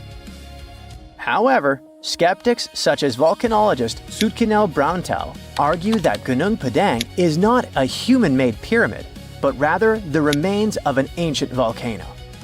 He believes the mixed layers of young soil and old rock are the result of natural erosion and geological processes, not human construction. Volcanic activity can create unusual formations over time, and without clear signs of tools, carvings, or human remains, many experts remain unconvinced. The mystery boils down to this paradox.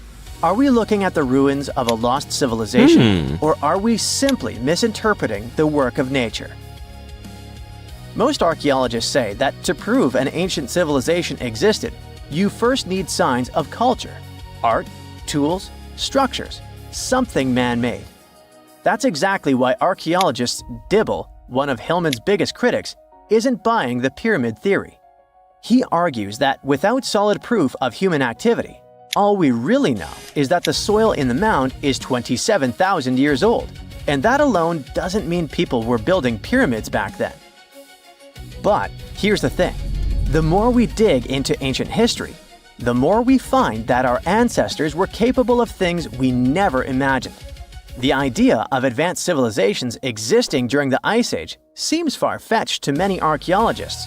After all, who could have the technology and knowledge to build massive structures like pyramids in such a harsh environment?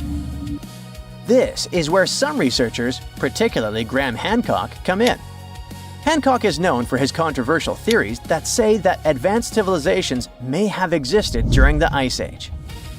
The last Ice Age lasted from about 2.5 million years ago to roughly 11,700 years ago. During its peak, huge ice sheets covered large parts of North America, Europe, and Asia, making it a challenging time for human survival. Most archaeologists believe that humans during this period were mainly hunter-gatherers, moving from place to place in search of food and shelter. The idea that they had skills to build a massive pyramid-like structure is hard for many to accept. However, researchers like Graham Hancock argue that advanced Ice Age civilizations could have existed and been wiped out by cataclysmic events such as floods caused by melting glaciers. According to Hancock, these ancient cultures may have built monumental structures like pyramids. One of Hancock's most notable books, Fingerprints of the Gods, explores this theory in depth. He looks at evidence from ancient monuments like Egypt's Great Pyramid of Giza and the megalithic structures in South America and suggests that these could be the remnants of a forgotten civilization. Hancock's theories imply that knowledge and skills passed down from this ancient culture were eventually rediscovered and used by later civilizations, like the Egyptians and Mayans. If we apply this to Gunung Padang, the idea becomes even more fascinating. Could this ancient site in Indonesia be a remnant of a long-lost civilization that existed during the last Ice Age? We'll have to keep digging to figure this out. Either way, while scientists debate the origins of Gunung Padang, local myths offer a different explanation. One of the most famous local legends tells the story of King Siliwangi, a powerful ruler who wanted to build a grand palace in a single night. With supernatural strength, he began stacking enormous stones to create his masterpiece. But as the first light of dawn appeared, he realized he had failed to finish in time. Frustrated, he abandoned the project, leaving behind the massive rock formations that we see today. While this story isn't historical fact, it reflects how deeply Gunung Padang is embedded in the local culture. Even today, the site is considered a place of spiritual energy, attracting visitors who believe in its mystical power. Hindus from the island of Bali climb the mountain steps to conduct rituals related to the rising of the full moon. Followers of a variant of Indonesian martial art practice their discipline high on the mountain. As these sacred rituals continue, archaeology and geology keep trying to figure out if this really is the oldest man-made structure in the world. There's this interesting ancient site near St. Louis, Missouri, that a lot of people don't know about. It's called Cahokia, and it used to be a huge city with up to 20,000 people living there back in the 11th century. It's full of these massive earthen mounds that were built by hand, and the biggest one is still there today, at the Cahokia Mound State Historic Site. Even though we don't know everything about this civilization, researchers have been able to piece together some information from the remains they've found. For starters, they found some pretty old teeth at this site. After studying their appearance and structure, scientists suggest that a lot of different indigenous groups lived there. About a third of them came from other areas in the middle of the continent. which they figured out by studying the different levels of various substances in the teeth. And get this, the way the mounds are arranged shows that this was actually a planned-out city, not just a bunch of villages grouped together. The rulers lived on top of the mounds, while everyone else lived in other structures. It's amazing to think that they were doing things like farming, hunting, logging, pottery, and weaving, all within this one giant city. Right in the middle of Cahokia, there was this giant mound that was about 100 feet tall, and around it, there was this huge wooden fence. Inside the fence was the city center, which had a big open space called a plaza. Archaeologists think that the plaza was designed to represent the 4 cardinal directions of the world. It was like the people who built it wanted to create a place that was in harmony with the universe. The center of the city was where they held ceremonies and events, and it was such a big deal that people from outside Cahokia would come to be a part of them too. What became of this city? Hard to tell. Some people think that the reason it fell apart is that they cut down too many trees and the land got all messed up.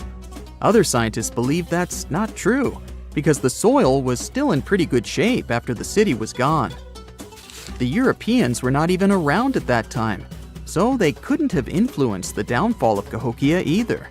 There's also one theory that suggests there were fights with other communities that caused the city to collapse. These days, there are over 65 preserved mounds, and you can even climb the steps of the tallest one. The best part is that local authorities are thinking of making it a national park, so you should totally plan to visit before it gets too crowded. Mohenjo-Daro is another lost ancient city that's still surrounded by mystery. Located in modern-day Pakistan, it was a city that flourished during the Bronze Age, and it was extremely advanced for its time. It had things like water systems and fancy architecture that other cities didn't have back then. Despite these features, it's not as well known as other ancient cities, like those in Egypt or Mesopotamia. What's even weirder is that at some point, the city was abandoned, and no one knows why. Archaeologists found the city in 1911, but it took a while for them to realize how important it was. Eventually, they uncovered a lot of really interesting things about the city, like its advanced sanitation system. Excavations uncovered over 700 wells, as well as private baths and a large communal bath. Remarkably, even private homes had toilets, and waste was efficiently disposed of through a city-wide sewage system. They also had a lot of trade connections and made some really beautiful objects, like pottery, jewelry, and figurines that were sold all over the region. Despite its amazing culture and knowledge, scientists have yet to figure out why the city was abandoned. Some people think changes in the nearby river might have had something to do with it. The writings that the people of Mohenjo-Daro left behind are still a complex code, even for the most skilled specialists, making it even harder to piece together their history. Have you heard of the lost city of Kolmanskop? It used to be a small settlement in the Namib Desert. Legend has it that it got its name from a man named Coleman who got stuck in the local dunes and was never seen again. But that's not the interesting part. In 1908, a railway worker found a shiny stone and showed it to the chief railway foreman, who turned out to be a hobby mineralogist. They discovered it was a diamond, and soon, Kolmanskop became the richest town in Africa and one of the richest places in the world. It had luxurious stone houses, a school, a hospital, and even an ice factory to produce ice for fridges. The hospital had the first X-ray machine in southern Africa, which was supposedly used to check if workers were illegally swallowing diamonds. Its popularity began to decline in the late 1920s when another diamond-rich location was discovered nearby.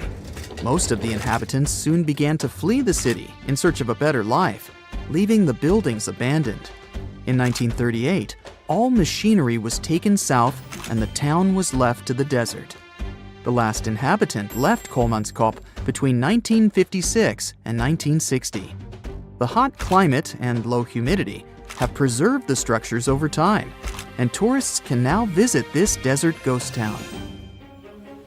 You've surely heard about this next ancient city, Machu Picchu. It's this incredible ancient location in Peru. It stretches across a huge piece of land in the Andes Mountains and sits high above sea level. It's even considered one of the wonders of the modern world. But here's the thing. Scientists aren't exactly sure what it was used for. It could have supported up to 750 people, but there aren't a lot of human clues left behind. Some people think it was more of a spiritual or ceremonial place, while others believe it may have been like a fancy spa retreat for the nobles. The extensive terraces might mean it was used for crop testing or as a trading hub. And there's even a theory that it was used as a prison because they found a cell-like area too. It's amazing that even today, archaeologists and historians are still puzzled about how it was built. Did you know that they probably didn't even use wheels for transportation? And those massive granite rocks were somehow pushed up the steep Andean mountains, even though most of them weighed a lot. Some historians think that hundreds of people worked together to push each rock up the peak. The huge stones at Machu Picchu are also so close together that you can't see any cracks between them. It's pretty cool because it also makes the area safe during earthquakes, which is important since Peru is a shaky country. But how did the stones stay put during all those quakes? They actually move a little bit, but then they go back to their original spot, almost like they're dancing. Some people think wet wooden wedges were used to keep them in place, but that doesn't really add up, considering how big the structures are.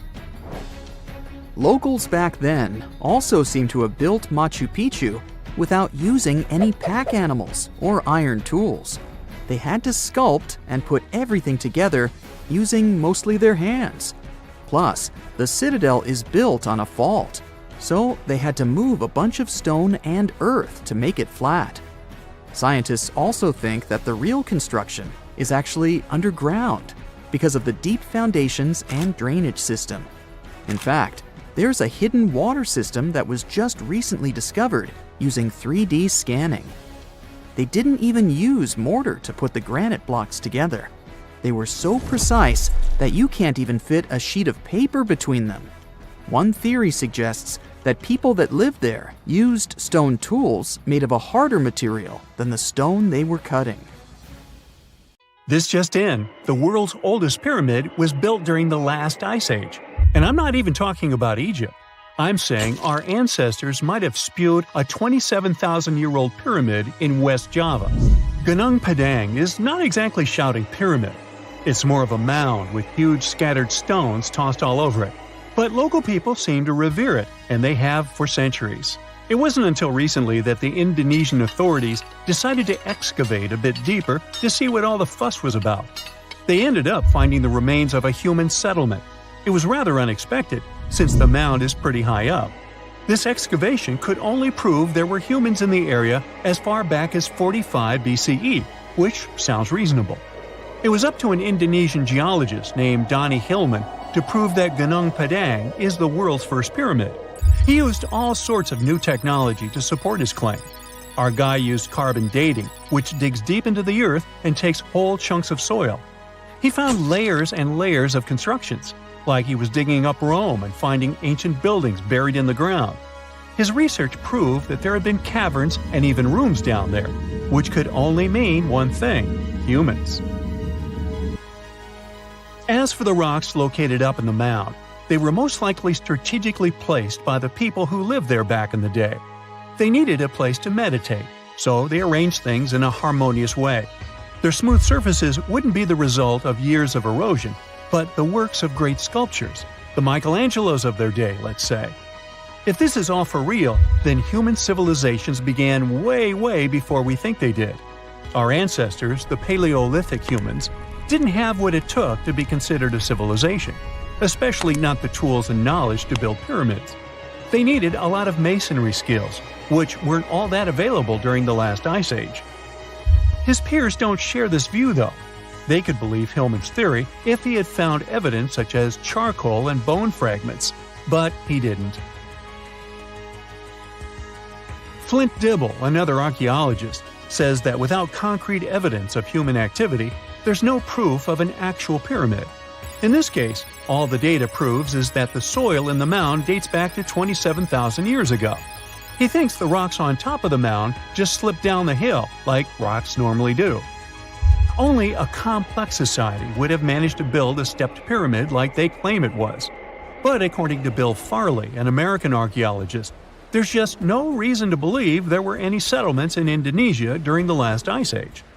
Now, just so you know, the oldest known ancient society with this kind of knowledge is probably 11,000 years old and used to occupy the region of modern-day Turkey. Take a look, Turkey's Göbekli Tepe. It's also not a pyramid, but it's the oldest monolithic construction made by humans. Back in the Neolithic period, a lot of people settled there, and there are proofs for it. For example, the walls there are covered in ancient drawings of clothing and wild animals.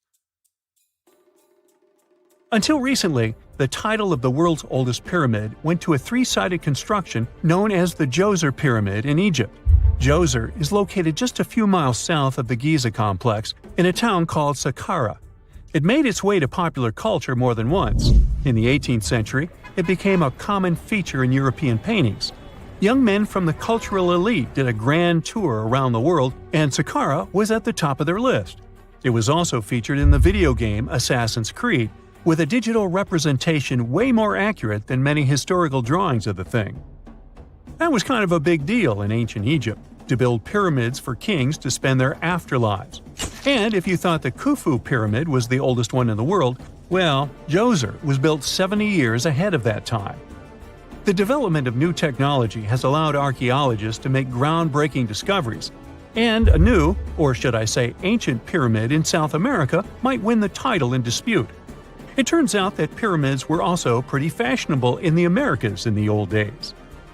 Among them are the iconic pyramids of Guatemala's Tikal Temple Complex, the same ones that appeared in Star Wars No. 4. But to find the oldest pyramid in the Americas, one would have to travel to Peru.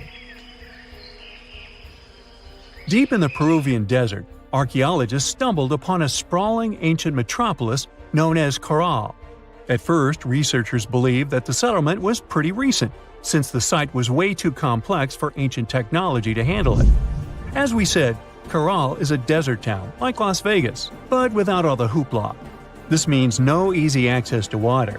And for cities like these to thrive, they need a considerable irrigation system, which leads us back to complex technologies. The Peruvians surprised us all with this new discovery. This site was huge, filled with an amphitheater, houses, and religious buildings. The whole thing probably sprawled through 370 acres. And when scientists went to test their initial hypothesis using radiocarbon dating, they found that the city probably sprung around 2027 BCE. On the site, archaeologists found 6 pyramids that could possibly predate the one in Saqqara. As far as they know, both civilizations coexisted in the same time period, in opposite parts of the world. But since researchers can't pinpoint the exact age of Caral's pyramids, it's pretty hard to guess which civilization completed their pyramid first. If only we had a crystal ball. Now, it just so happens that the shape of a pyramid is something that nature is able to produce all on its own, leaving us modern-day humans a bit confused.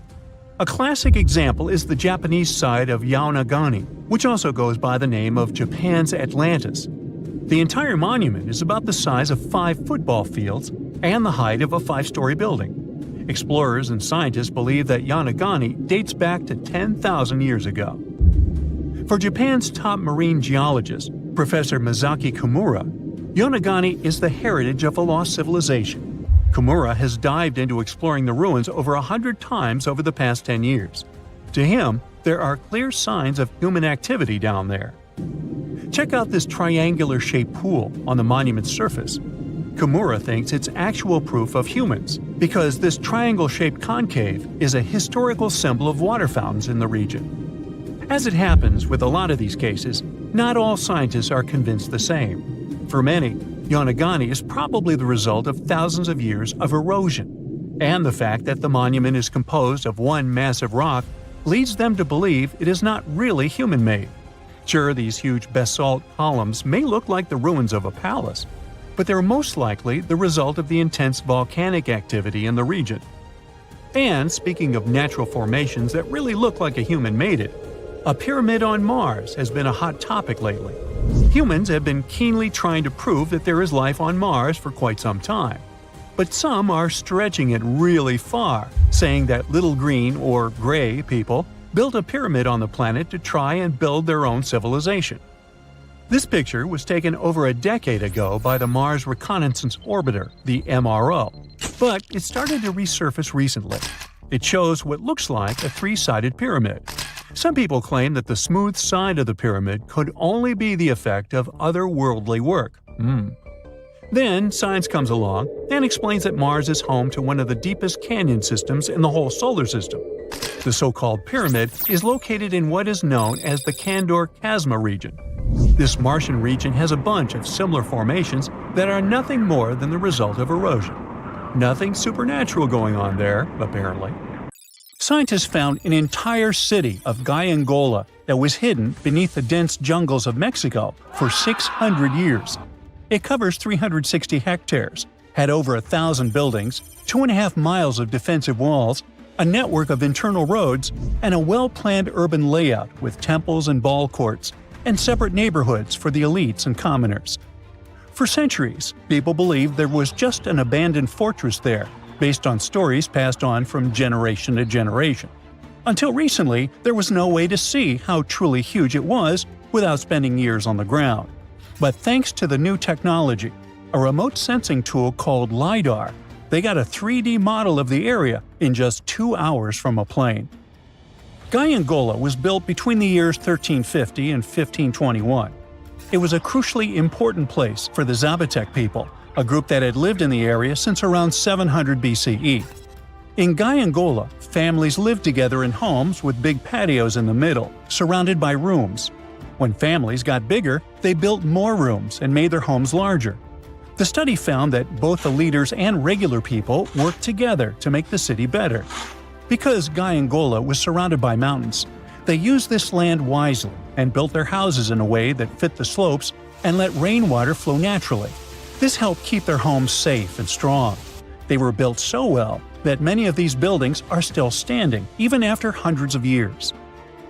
There are 2 pyramids in the center of the city. They may have been used as temples where the priests celebrated rites and ceremonies to their deities.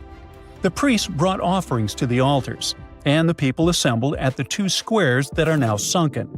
Then, there is also a palace with 64 rooms, some of them with circular columns on several sloped terraces. There are patios with many stairways all connected to each other. The sensing tool also found a round-shaped lookout point on a natural rock, where the Zapotec people could see their foes approaching from a distance. Researchers also noticed 2 circular structures that could have been used to watch the stars and measure time. They also found some tombs, so there was most definitely a city cemetery. By the end of the 1400s, the Zapotec people controlled a large territory on the Pacific coast and had successfully defended their land from the Aztecs, who were trying to take over more territory. They did the almost impossible and survived a 7-month-long siege at Gayangola. When they won this conflict and kept control of the southern part of Mesoamerica, the Zapotecs didn't need to live in Gayangola anymore. Staying in the mountains had its pros, but they needed fresh water and good farmland to grow food. The small city of Tehuantepec, just 12 miles away, had these conditions, so they moved there just before the Spanish arrived in 1521. Over time, Zapotec traditions started to fade, but their culture didn't disappear completely, and more than 300,000 Zapotec people still live in Oaxaca state in Mexico. They speak their own languages and keep their traditions alive. Creating the 3D model of the lost city is just the beginning of the research. Archaeologists hope that future studies of Gayangola will help us learn more about how the Zapotecs were organized, how they ruled their cities, and how they interacted with the Spanish when they arrived. They plan to study all 1,100 buildings found in the LiDAR scan, and it will take a few years. Instead of digging up the ruins, they will use special technology to scan the land and learn more about the city without damaging it. This same tech helped scientists find another massive ancient city that lay hidden beneath the thick green canopy of the Amazon forest. A whole network of houses, plazas, roads, and canals was hiding in the shadow of a mighty volcano. For centuries, many scientists assumed that ancient Amazonian people lived in tiny huts, clearing patches of land to survive. But this city, built 2,500 years ago and inhabited for 1,000 years, proves the opposite. Now, scientists think tens of thousands or even hundreds of thousands of people lived in complex urban societies. Scanning the area found 6,000 rectangular platforms, each measuring around 66 by 33 feet, and standing 6 to 9 feet high. These structures were arranged in clusters around central plazas, with straight roads with perfect right angles and paths connecting them. One of the roads was 16 miles long. Building straight roads like this is far harder than just following the landscape.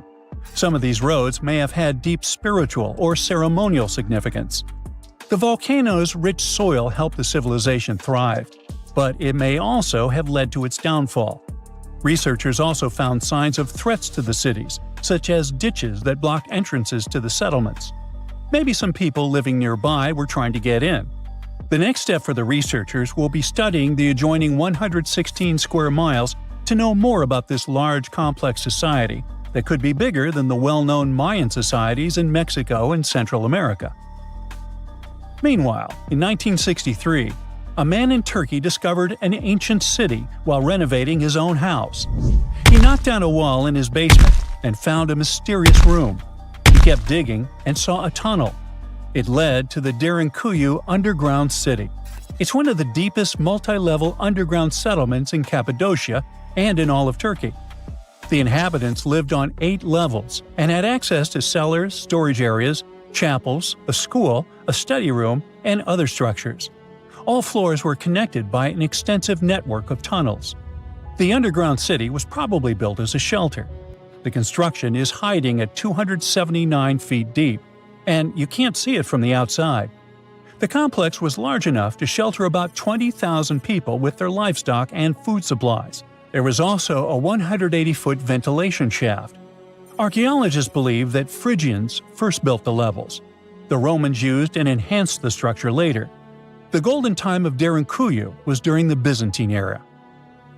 The next lost and found city appeared only in a few inscriptions and ancient texts, so no one could be sure it really existed. Scientists searched the majority of the coast of Egypt until one archaeologist and his team detected a colossal face looking at them from under the water. The ancient city of Thonis Heraklion was discovered completely submerged 4 miles off Alexandria's coast. In the ruins of the lost city, there were 64 ships, 700 anchors, and a treasure trove of gold coins. Archaeologists believe the 16-foot-tall statue and the temple remains are the most important findings discovered by the expedition. Back then, the city had ceremonies and celebrations that took place in the Temple of Ammon. The ruins and artifacts were made from granite and diorite, so they were in good condition even after having been in contact with water for centuries. They give people a glimpse into what life was like 2,300 years ago in one of the most important trade ports of the world. The city had a network of canals, sort of like an ancient Egyptian Venice. The canals linked many separate harbors and anchorages. Towers, temples, houses, and other structures were also linked by bridges. Thonis Heraklion was the country's main port for international trade and the collection of taxes. No one really knows how the city ended up submerged, but archaeologists connect it with natural causes. At the end of the 2nd century BCE, most probably after a flood, it got covered with water. Then Alexandria, the city founded by Alexander the Great, became more glorious than Heraklion. Before Alexandria's fame, Heraklion was the main port of entry to Egypt. So after the tragedy, many ships heading for Heraklion had to change their route and go to Alexandria. Heraklion lost its glory until its discovery in 2000. Hey, how do you feel about taking a trip back in time? We're diving into the history of the Amazon forest to unravel the mystery of its lost cities. Grab your bug spray and hop on. The Amazon forest is the world's largest rainforest. The environment there can be extremely challenging for human life. Yet, the legend goes that the Amazon has been home to sprawling settlements rich in unmeasurable wealth. Could that really be true? Or is that none other than a figment of our collective imagination? The legend of El Dorado might be the myth that started this whole thing. As European explorers began their excavations in American lands back in the 1500s, word got out of an Amazonian civilization that used to paint their leader in gold as an offering to higher powers. The legend of El Hombre Dorado, aka the Golden Man, began to quickly spread around Europe. Explorers got excited at the possibility of finding an infinite amount of gold somewhere deep within the Latin American jungle. And as you can imagine, expeditions to the continent began to multiply with each passing year. It didn't take long before explorers found this civilization. They were known as the Muisca people and were located in Colombia, near Lake Gudavia. The Muisca people had a tradition of painting their leader, aka the Zipa, from head to toe in gold. In a ceremonial gesture, the Zipa would swim into the river, spreading gold dust all over the lake. For the Muisca, this was their way of acknowledging and thanking the higher powers of the universe they believed in. When European explorers heard and witnessed this practice, they were amazed. For them, gold was used solely for commercial purposes as their main currency for trade. This made them think that the Muisca people must have stacks and stacks of gold hidden somewhere in the jungle for them to use it so abundantly. Well, that's how the legend of El Dorado was born.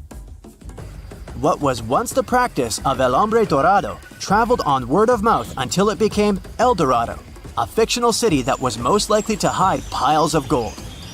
The hunt for this city led Europeans to spend large amounts of money to scour the Amazon forest. Unfortunately, all of their expeditions came back empty-handed. That is, if they ever came back at all. Now, jump to the beginning of the 1900s. In England, the Royal Geographic Society, a prestigious British institution, was looking for somebody willing to travel down to Latin America to trace the border between Brazil and Bolivia. More specifically, the part of the border that is nestled deep within the Amazon rainforest. One Sir Percy Fawcett was a Latin American aficionado, and he gladly volunteered to do the job. Oh, it's important to note that the Amazon forest is virtually the size of the continental USA. It sprawls across 8 countries, including Brazil, Peru, and Bolivia. And trust me, getting around is no easy feat. The jungle is covered in dense vegetation, and in addition to that, it's home to insane predators such as anaconda snakes, panthers, crocodiles, piranhas, and so on. But despite all that, Fawcett was very successful in his mapping adventure and seemed to be wanting to come back more. Back in England, Fawcett would scour diaries from other explorers hoping to learn more about the ancient Amazonian civilizations. He would read about the Incas and the Mayans and the great empires they built. He believed that if the Incas were capable of building empires that stretched over 2 million square miles, this could mean that other Amazonian civilizations could have thrived there too. During his research, Fawcett came across a report from a 16th century explorer. The report told of a city deep within the Amazon forest that held unimaginable quantities of minerals. A town that stretched for 15 miles without any space from a house to house. This report fueled Fawcett's imagination to a new extreme. From then on, he became obsessed with finding what he called the lost city of Z. Over years, Fawcett searched the Amazon forest, usually looking for stone ruins that could possibly indicate human settlements. On his later expeditions, he focused on exploring the state of Mato Grosso in central Brazil. He would travel from Europe and into the lower region of the Xingu River. The trip to the Xingu would take him around 14 days on foot. Then, he would set sail in small wooden boats accompanied by local indigenous leaders that knew the region better than anyone. How he communicated with the indigenous population is still a mystery, since they only spoke in local dialects. Some scientists believe that this could have been the real reason why he never found the city. They believed he wasn't able to communicate what exactly he was looking for. And this was not his greatest difficulty. As we've said before, Amazon is not a kind place for its visitors. In his diaries, Fawcett tells of encounters with a 60-foot-long anaconda, which he bravely survived. He writes of endless sleepless nights and waking up with his hands and feet swollen from mosquito bites. Some of his peers said he was invincible and tireless, but the day came during his 8th expedition when he didn't make it back home. Fawcett disappeared without leaving any trace behind. Some even suspect that he was close to reaching his lifelong goal. On the day of his disappearance, he sent an optimistic letter to his wife saying there was nothing to fear, and that he was setting out on a certain final search. Fawcett's failed attempt to find ruins seemed to support what had become a consensus among experts at the time, that this rainforest was too inhospitable to support large, complex societies, let alone cities. Experts were convinced that the Amazon's lost cities were nothing more than fiction. That is, until the 1960s, when modern research began to find evidence that suggested otherwise. Scientists discovered patches of extremely fertile soil. They called it Black Earth. And apparently, they found lots of it in the Amazon, especially alongside rivers. Further research even showed that such soil was created by human waste or the intentional burning of forests, which adds nutrients to the soil below, which could only mean bingo! The discovery of Black Earth was the evidence that large-scale agriculture was possible and probably did exist amidst the Amazon, confirming that settlements could have formed there after all. In the 1990s, along the Xingu River in Brazil, a team of archaeologists from the University of Florida made a remarkable discovery. Working alongside local indigenous people, they found very long ditches. After mapping them, they realized that these ditches were a sign of a big settlement. They were remnants of carefully designed walls centered around a plaza. Some were roads that led to more settlements. In fact, just this part of the Amazon, about the size of New Jersey, was once a network of dozens of settlements that experts believe could have been home to at least 50,000 people between 1250 and 1650 CE. Other discoveries were possible thanks to LiDAR imaging, a type of technology that allows researchers to take satellite pictures of the forest's ground without having to step inside of it. A network of trenches in Acre, Brazil, dates back to 200 to 1200 CE. These suggest settlements that could have supported 60,000 people. Other images from near the Xingu River suggest cities that could have housed about 50 million people. These were the lost cities of the Amazon. Believe it or not, these images suggest that Fawcett was very close to a major discovery. He was looking for the ruins in the right place, but he was looking for the wrong thing. Unlike cities such as Cusco, which used stone as their primary material, Amazonian settlements used wood and earth to build their cities. These materials are highly deteriorating and probably decomposed over time. Finding them required a bit more technology than what Fawcett had available at his time. Imagine you could spend an entire week scanning ancient ruins and taking photographs of the world's most surreal archaeological sites. Would you be up for it? So, let's do some digging. The first stop on your busy itinerary is Southeast Asia. It's home to some pretty cool ruins. You start in Bagan, located in the hinterlands of Myanmar.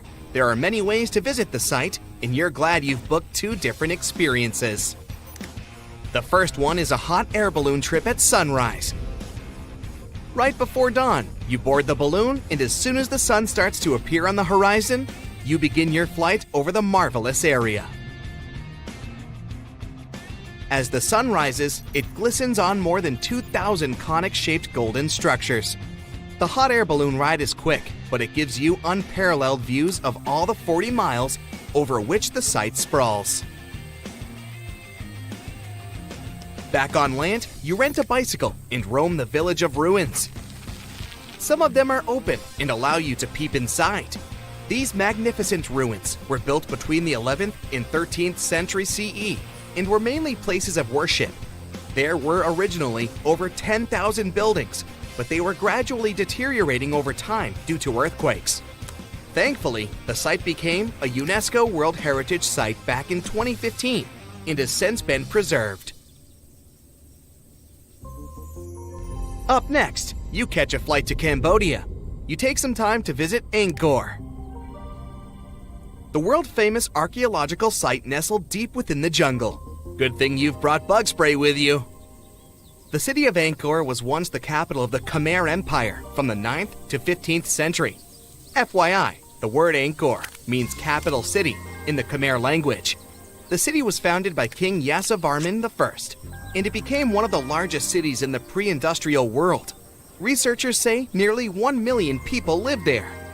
Until today, Angkor is admired for its stunning architecture. The Khmer style is recognized in the use of huge blocks of sandstone. The towers are believed to have been once decorated with gold. But today, the site is a maze of vine-covered temples. The city was abandoned in 1431 and wasn't rediscovered until the 1840s. Oh, and just so you know, this is also a UNESCO Heritage Site. It became one in 1992, in case you want to brag to your friends about your culturally rich adventures in the future. Now, your trip continues in Egypt. You're here to visit the Karnak Temple in the city of Luxor. You opt for the most unusual way to get to Luxor. That is, a boat ride down the Nile River. Leaving Cairo, you head south until you reach the famous ancient city. Luxor was once the capital of Egypt and a true hub of power and wealth. That is why the Karnak complex is such a great archaeological site. You choose to visit it at night, and still at the entrance, you are struck by the site's beauty. In the evening, artificial lights cast a golden glow on the temple statues and stone columns. The temple is huge and was built mainly around the 18th and 19th centuries BCE. Each Egyptian pharaoh from that period left their own architectural mark on the site. The highlight of this tour is taking a walk through the Avenue of Sphinxes and discovering the Great Hypostyle Hall. This hall is filled with towering pylons and solid sandstone columns, a true wonder. From Egypt, you head down to Jordan.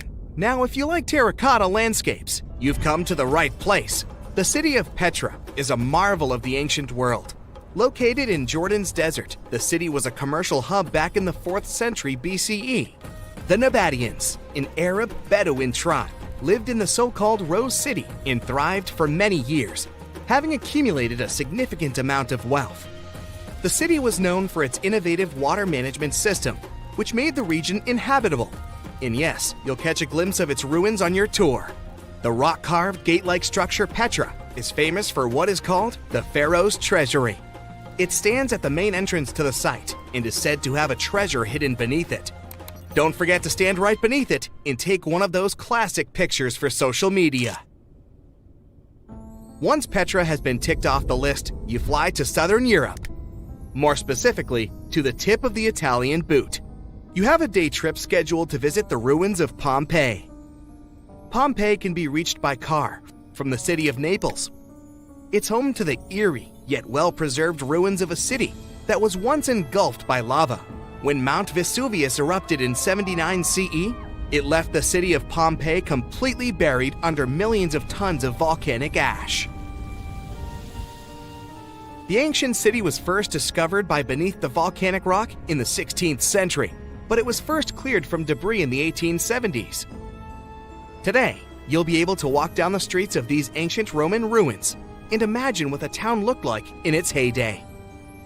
Pompeii was a vibrant and rich municipality. The site's ruins revealed that many areas of Pompeii had boasted impressive bakeries, markets, and even houses with balconies, which were a sign of great wealth at the time. And believe it or not, even some artworks survived the eruption.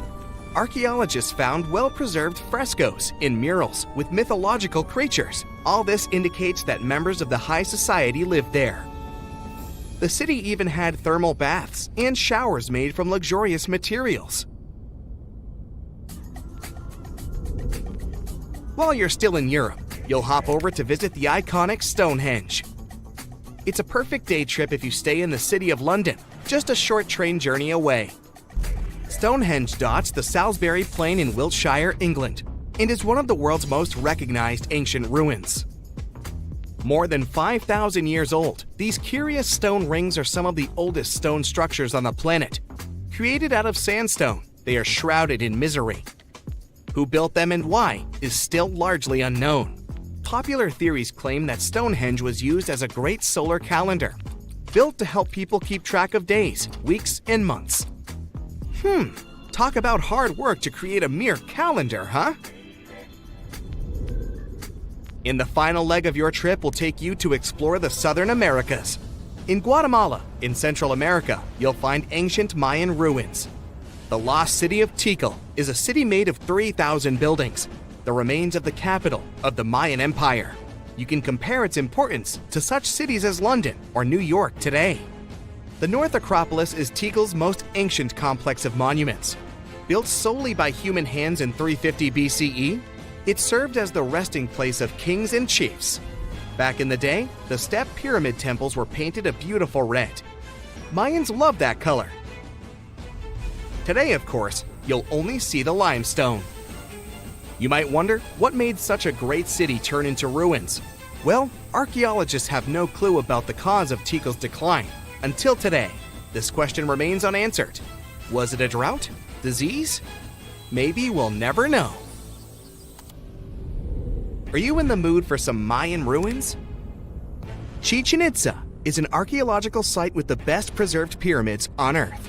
Located in Mexico's Yucatan state, this Mayan city is well over 1,500 years old.